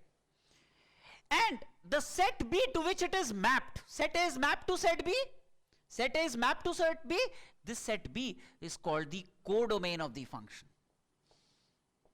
This is called the codomain of f, the function f. The entire set B is B1, B2, Bn. All of these elements belong to the codomain of the function. They belong to the codomain of the function. So the codomain is the entire set B. B1, B2, Bn. All these elements belong to what is referred to as the codomain of the function. How about it? Clear now? Make sense to all of you? Now, see, like I said, not all elements in B may be consumed. There could be some elements in B that have no pre-images, that are not getting consumed by A, that are not getting consumed by A. If you populate only those elements in B that are consumed by elements in A, that means if you populate only those elements of B that have one or more pre-images in A, then that's a subset of the codomain, right? There is a subset of the codomain in which I only extract the elements of B that indeed have pre-images in A. That set, that subset of B is called the range of the function. That subset of B is called the range of the function. Populate elements of B that have one or more pre-images in A. That set is called the range of the function.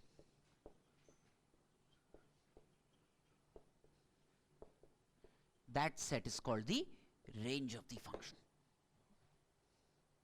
So a range is a subset of the codomain. The domain is the entire set A which is being hurled onto B, which is being mapped onto B based on certain requirements. Certain requirements will map elements of set A to set B, but obeying all the conditions that I have narrated here. Yes or no? Makes sense to all of you, right? Now, based on this prima facie understanding of functions from set A to set B, just a few more remarks. Can I wipe this off?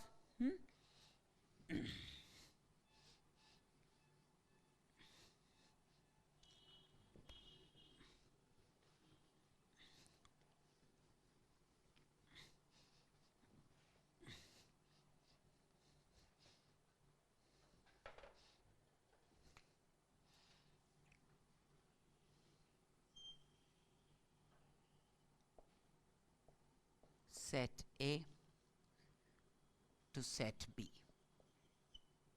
This is a special kind of a mapping from set A to set B called a function. Say these are the elements here.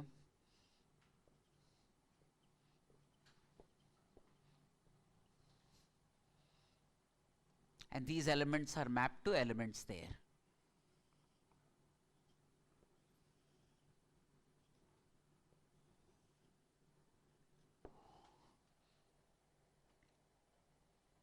Right?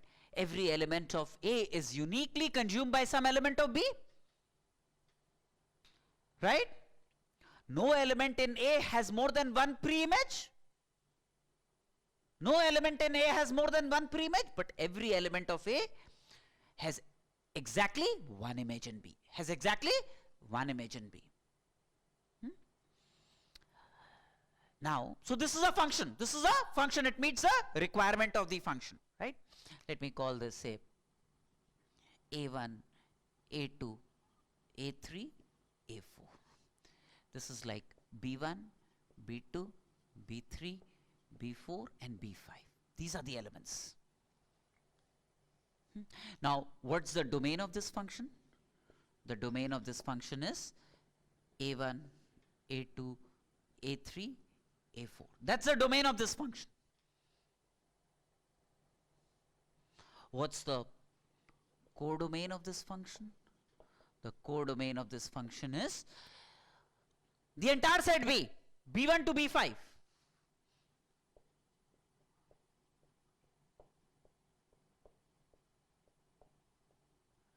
This is the codomain of the function.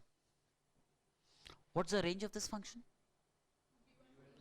B1, B2, B3, B4. That's the range. In the range, you will not include those elements that have no pre-images. So, the range is going to be B1, B2, B3, B4. That's the range of this function. Yes or no? Now, for the function that I have shown, do you see that there are only two kinds of elements in B? One, that has no pre-image. Two, no element in B here has more than one pre-image, although that's allowed. An element in B, a father could have had more than one son, that's allowed. But this is a special case. What I have demonstrated is a special case where no element in B has more than one pre-image. This is a special function. Either elements have one pre-image or they have no pre-images, right? This is a case in which no element in B has more than one pre-image. Yes or no? Now, a case where no element in B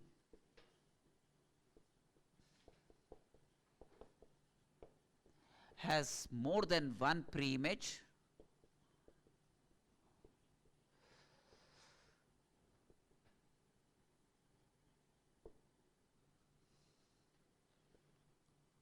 such a function from A to B is called a one-to-one function. It's called a one-to-one function.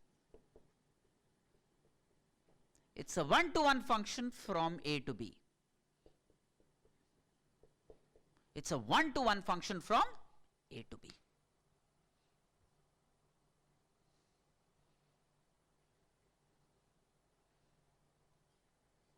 Clear? But it's allowed. An element in B could have had more than one pre-images. Yes or no? But this is a case where no element in B has more than one pre-image. Such a function is called a one-to-one function. Make sense? However, now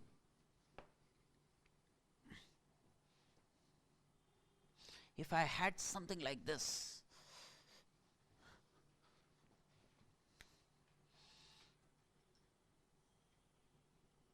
this is a function from A to B. This is a function from A to B, and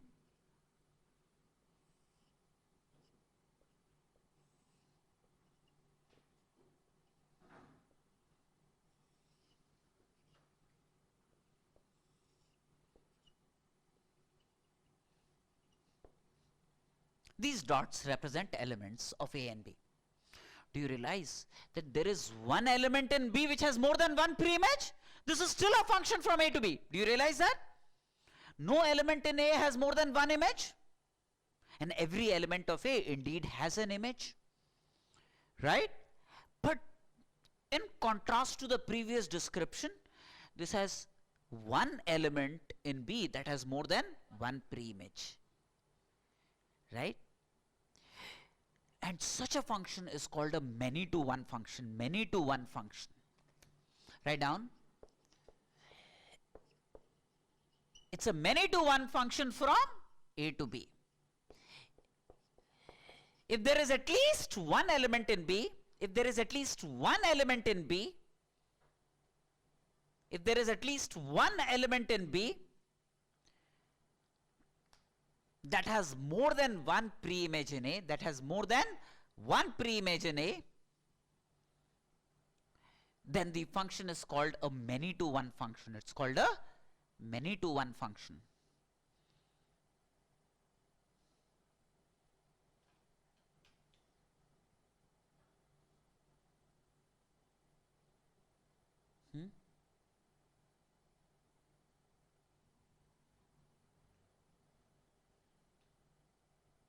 Yes or no?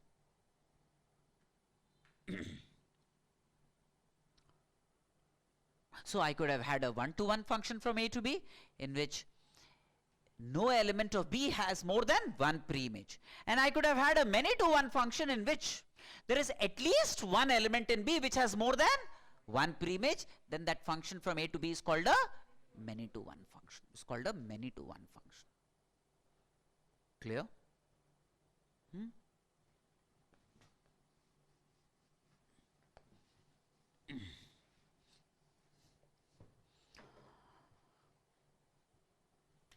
Now, like I said, in a function, what is allowed is the following.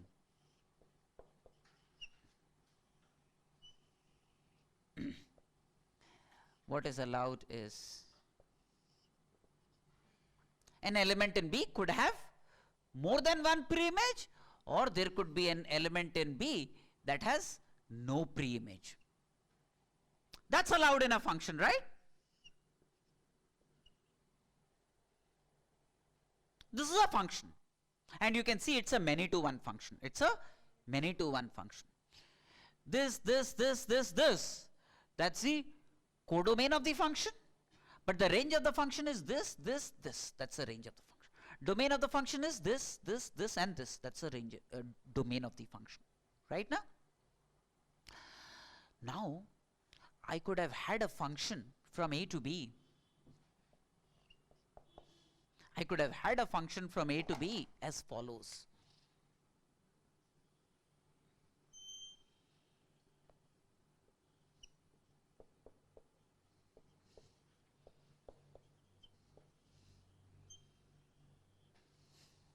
I could have had a function from A to B as follows.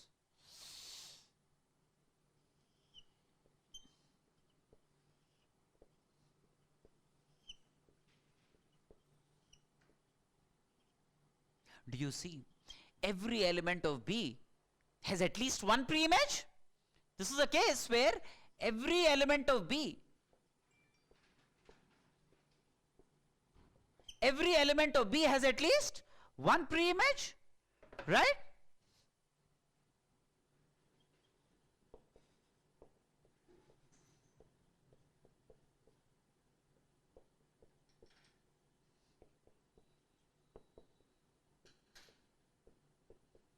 That means there is no unutilized member of the set B. There is no unutilized member of the set B. The entire set B is consumed. The entire set B is consumed. That means the codomain is the same as range. Do you see? This is the codomain. This is also the range. Yes or no? This is the codomain and this is also the range. So this is a case where codomain is identical to the range. Codomain is identical to the range of the function.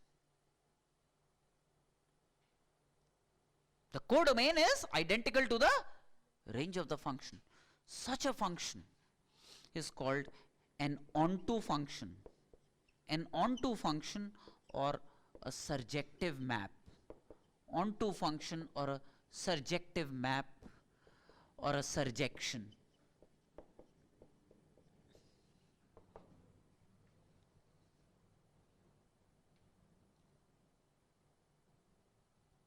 It's called an onto function. This is also called a surjective map from A to B. It's also called a surjection. There are various names given to the same thing.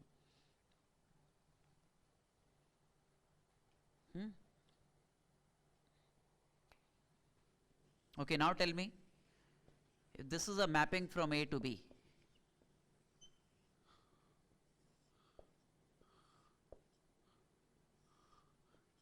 what is it? It's not a function at all. It's not a function at all. You can't have any element of A. You can't have a son with two fathers. That's not possible, right? So this mapping from A to B is illegal. If you find at least one element in A which is mapped to more than one element in B, then that's not a function at all. So this is not a function. Suppose I have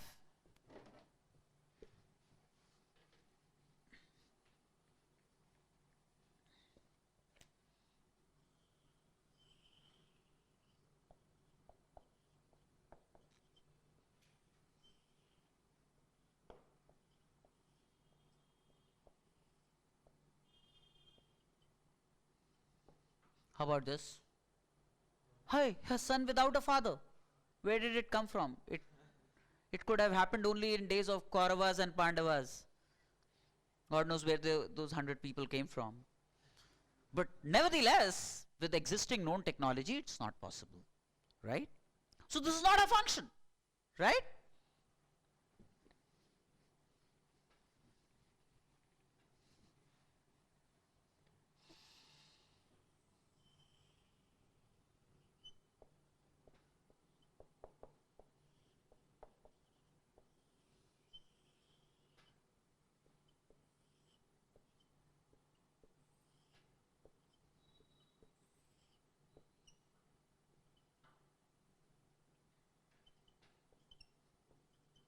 Is it a function?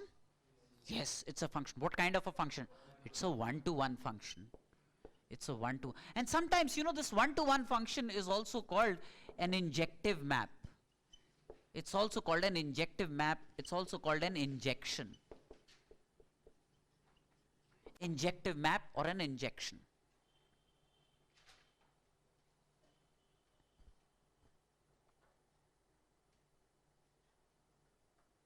Right?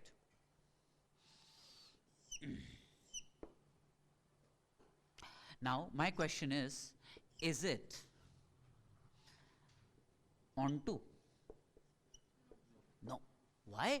Because you can find elements in B, if you can find even one element in B that has no preimage, it's not onto, it's not.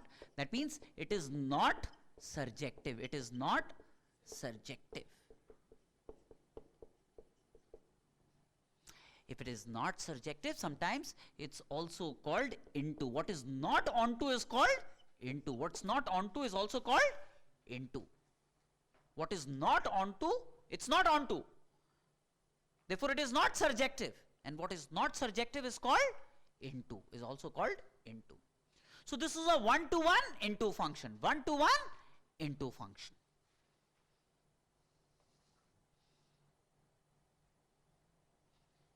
Got me?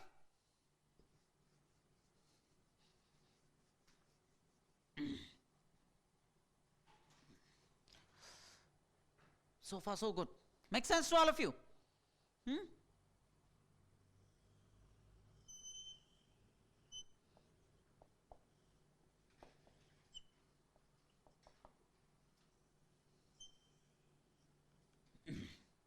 set A to set B,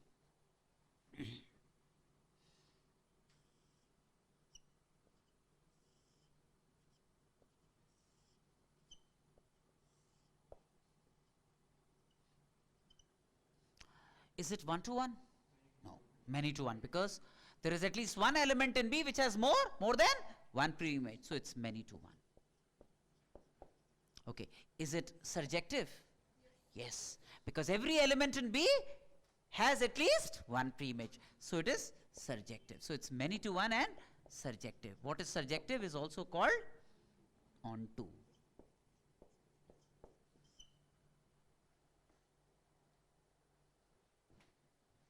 Got me? Clear now?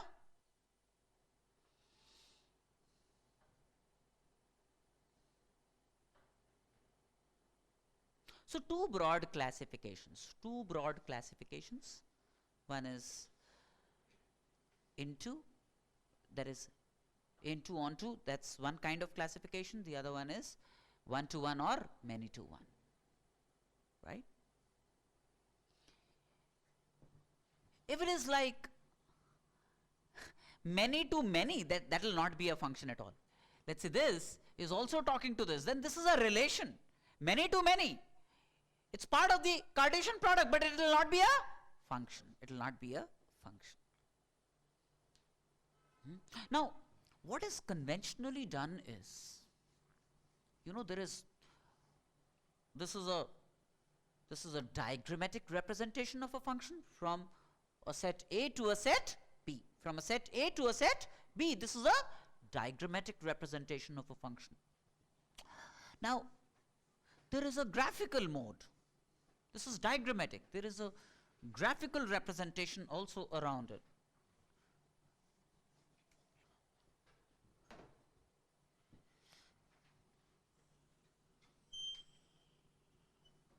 There is a set A to a set B. The function from A to B. Say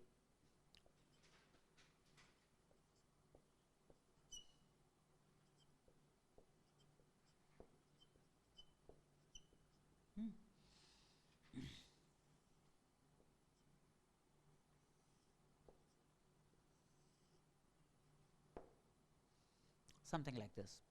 So then we have, it's like A1 is talking to B2.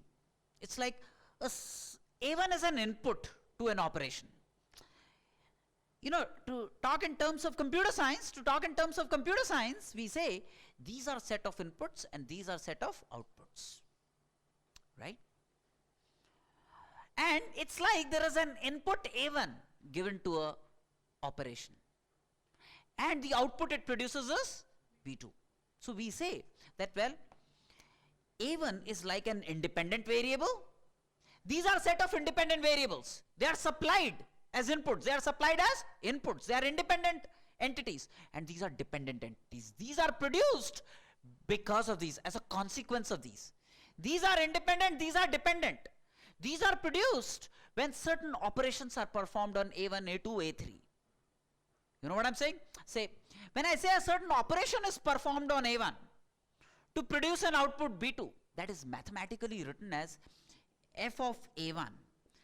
An operation performed on an independent entity A1, which is an input, and the output of this operation is B2. What this means is A1, on A1 a certain operation is performed. A1 is like an independent entity, an input. And when that operation called f, that operation is called f. When that operation is performed on A1, it dumps into an output B2. Similarly, so it's like f of A1 is B2. And the same operation is performed on A2. When A2 is the input, the same operation is performed to give an output B4, right? So f, the same operation performed on A2, same kind of operation. This f is like a template for an operation. And it can operate on various things. These are the things on which it operates to produce these as the output. So f, when it acts on A2, produces an output B4. F, when it acts on A3, it produces an output B4.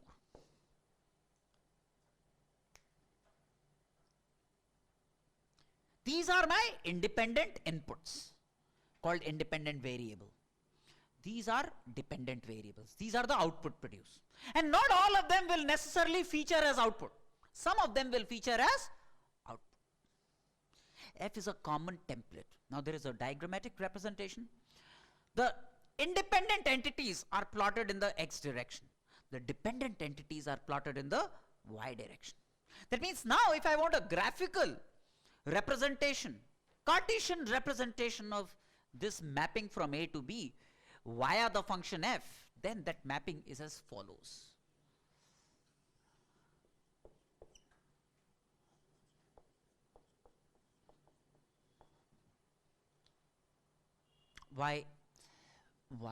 X and y plane. So when x is A1, y is B2. That means A1 comma B2 is a ordered pair. A1 comma B2 is a ordered pair where the function, the operation is performed on A1 to give an output B2. This A1 comma B2, the input comma output, has a representation in the Cartesian plane as a point. This features as a point in the Cartesian plane. A1 comma B2 is a point in the Cartesian plane. It will get positioned somewhere here as a point P1, where this point A1 comma B2. Then there is A2 is the input, B4 is the output. That means A2 comma B4 will have a point representation somewhere there. We'll have a certain point will represent this ordered pair, certain point will represent this ordered pair. A2 comma B4. P2 is A2 comma B4. This means that when x is A2, y is B4. When x is A2, y is B4. X represents the set of inputs, the independent variables. Y's represent the set of output, the dependent variables. Then there is P3, which is like A3 comma B4. P3 is like A3 comma B4. A3 comma B4 is P3. So this diagrammatic representation could be mapped in the Cartesian xy plane as follows. In the y direction, we map the dependent variables, the outputs. Along the x, we map independent variables. The various set of y's that actually feature in this representation are a subset of the codomain. They are the range. B2, B4, they are the range. It will not necessarily represent all the y's belonging to the codomain. It will represent what actually happens. The actual outputs are represented in this graphical mode. Got me now?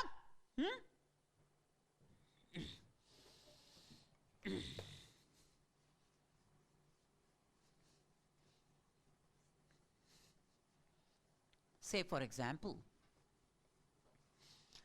I could have had an operation. So what is it that I mean by an operation that is performed on the independent variables, right? I must clearly tell you what an operation means. So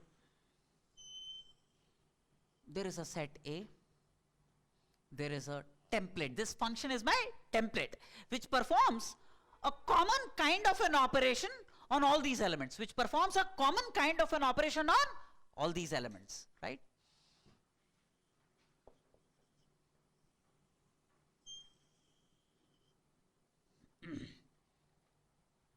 See, I have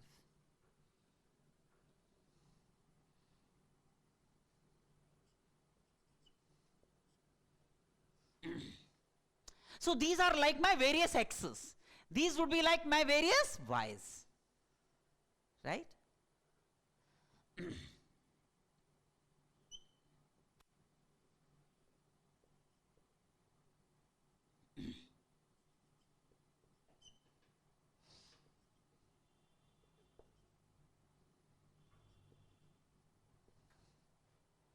Etc. Now, this is like all plotted in the x direction. These are like plotted in the y direction. in this case, my mapping, what is it that I mean by a template? If X is an input, my output has to be a certain operation performed on X. If X is an input picked from this set, if X is an input picked from this set, then as f of X means, hey, you perform an operation on X. You perform an operation on X. And that operation when performed on X produces the output Y, which will be here, right? That means if there is an X here, it has to produce a Y when a certain kind of an operation is performed on X. This is my input, this is my output. X comma Y will feature in the XY plane as a point. Yes or no? Now, for example, what kind of an operation? The operation could have been, say, the operation, this is suggestive, this instructs what operation has to be performed on X. I say X square. Take an input X and square it. Take an input X, what operation to be performed on that input X? Square it. And that will be my Y. F of X is the output produced. F of X is the output produced when a certain operation is performed on X. Yes or no? F of X is the output produced. The output is a Y. The output is the Y when a certain operation is performed on X. So then, when I perform an operation on 1 is an input. When I perform an operation on 1, what's my output? 1 squared? That's my Y. Yes or no? So this 1 will talk to 1. F of 1 would be 1 squared. F of 1 would be 1 squared. Similarly, when 2 is an entity, right? 2 is an entity. And if this is my input, then what operation has to be performed on this input? 2 square. Square that. And that will give me my output Y. So 2 is mapped to Y because of this template. This X square is my template, which takes X to B, which maps X to Y. 3 will produce an output 9 because every input here is squared to get the output there. 4 is mapped to 16.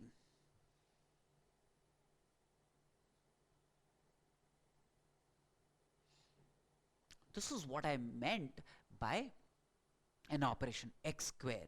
It could have been, say, I could have had. So in my XY plane, there would be a point 1, 1. There would be a point 2, 4. There would be a point 3, 9.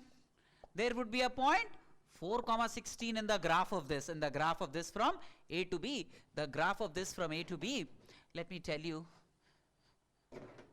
will be like this. 1, 1 would be a certain point here. 2, 4 will be a point here. 3, 9 would be a point here, and so on and so forth. We will learn later on that this y equal to x squared, this graph is a parabola. We'll learn later on that this y equal to x square is a parabola. Don't bother about the nature of the curve. We'll learn it in coordinate geometry. But these points 1, 1, 2, 4, 3, 9 lie on y equal to x square, which is a parabola. So that's the graphical representation from A to B. What's the range of this function? 1, 9, 16. In this case, what I have shown, is it 1 to 1? Yes, it is 1 to 1. Is it surjective? No, because there are elements like 3.2, 0, 25 that have no preimages. So it's a into function. 1 to 1 but into. 1 to 1 but into. However, you know the same looks of the function y equal to x squared. I could have redefined my domain. This is my domain. Domain is 1, 2, 3, 4. I could have redefined my domain, for example. Let me show you. The same template. The template is y equal to f of x, which is x squared. That means any input x given produces an output which is x squared. That x square is referred to as y, the output. Right? Now see how I manipulate things here. But I hope you are all comfortable with these basic ideas. Yes or no? I use the same template. The same looks of the function. When I talk of the template, this is my template. F of x equal to x squared is my template. But with the same template, I could play around with the domain. I could play around with the domain. So same template I use, but I redefine my domain. I redefine my domain. Now in my domain, I have minus, minus 1, minus 2, 0, 1, 2, 3. Set B is 0, 1, 4, 9, 16. Do you realize this was 1 to 1 with f of x equal to x squared? This mapping was 1 to 1. Now come to that. I'm going to use the same template. If x is an input, the output would be x squared. The output y will be x squared. F of x is like defining the operation on x. The operation is x squared. So minus 1 has to be squared to produce an output. If this is my x, the output would be minus 1 squared, which would be plus 1. When minus 2 is squared, the output is going to be 4. When 0 is squared, the output is going to be 0. When 1 is squared, the output is going to be 1. When 2 is squared, the output is going to be 4. When 3 is squared, the output is going to be 9. What kind of a function is? Many to one. Despite the template being the same, I have redefined my domain. If you find at least one element in B with more than one preimage, the mapping is referred to as a many to one mapping. It's a many to one mapping. Yes or no? It's a many to one map from A to B. It's a many to one function from A to B. Got me?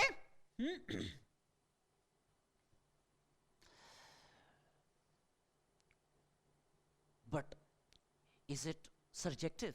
No, because I find one element which has no preimage. What I do is, if I now want to make it surjective, I remove this element. It will become surjective.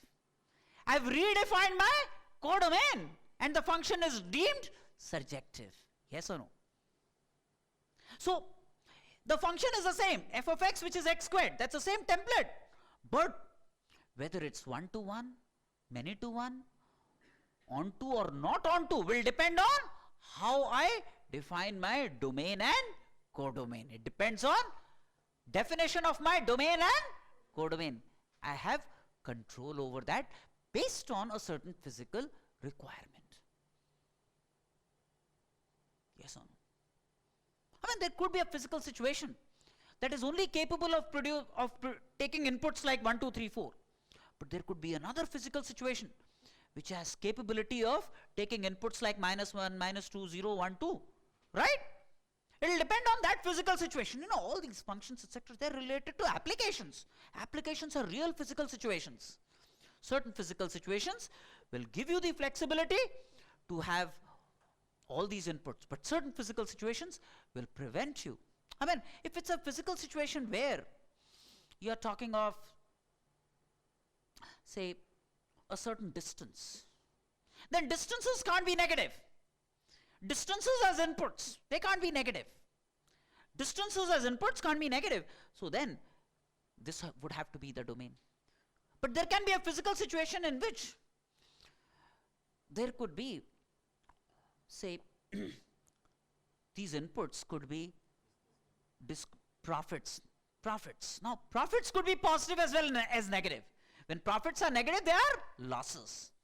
So, inputs then could have been negative as well. So, it depends on what physical situation we are dealing with. Based on that, the inputs are defined commensurate. How about it? Do you all understand whatever I'm saying here? So you have a clear idea of what a function really means, right? It's essentially a set of inputs mapped to a set of outputs. One input cannot produce more than one output, but every input must have an output. And it's possible that the same output could have been produced by more than one input. It's possible that a certain output is never produced by any of the given inputs. None of these given inputs can produce none of these given inputs can produce an output 25 in this situation. But if I had 5 appended to this list, then well, yes, 25 would have also got consumed. If I had a square root of 3.2 here, then that one squared could have given me 3.2. Yes or no? All's clear, right? So by this time you have at least a very basic rudimentary understanding of some of these things. A set, a relation, a mapping, function. This jargon at least now is familiar to your ears. There is a lot more that we will learn, but as of now, to begin with, this should do the trick for you, right? We'll get into a much more detailed understanding of all of this in more formal digressions in calculus. But in this initial basic elementary requirement, this much would suffice. You're at least jargon familiar. At least to that extent, the concept familiarity has dawned upon you. Yes or no? Right?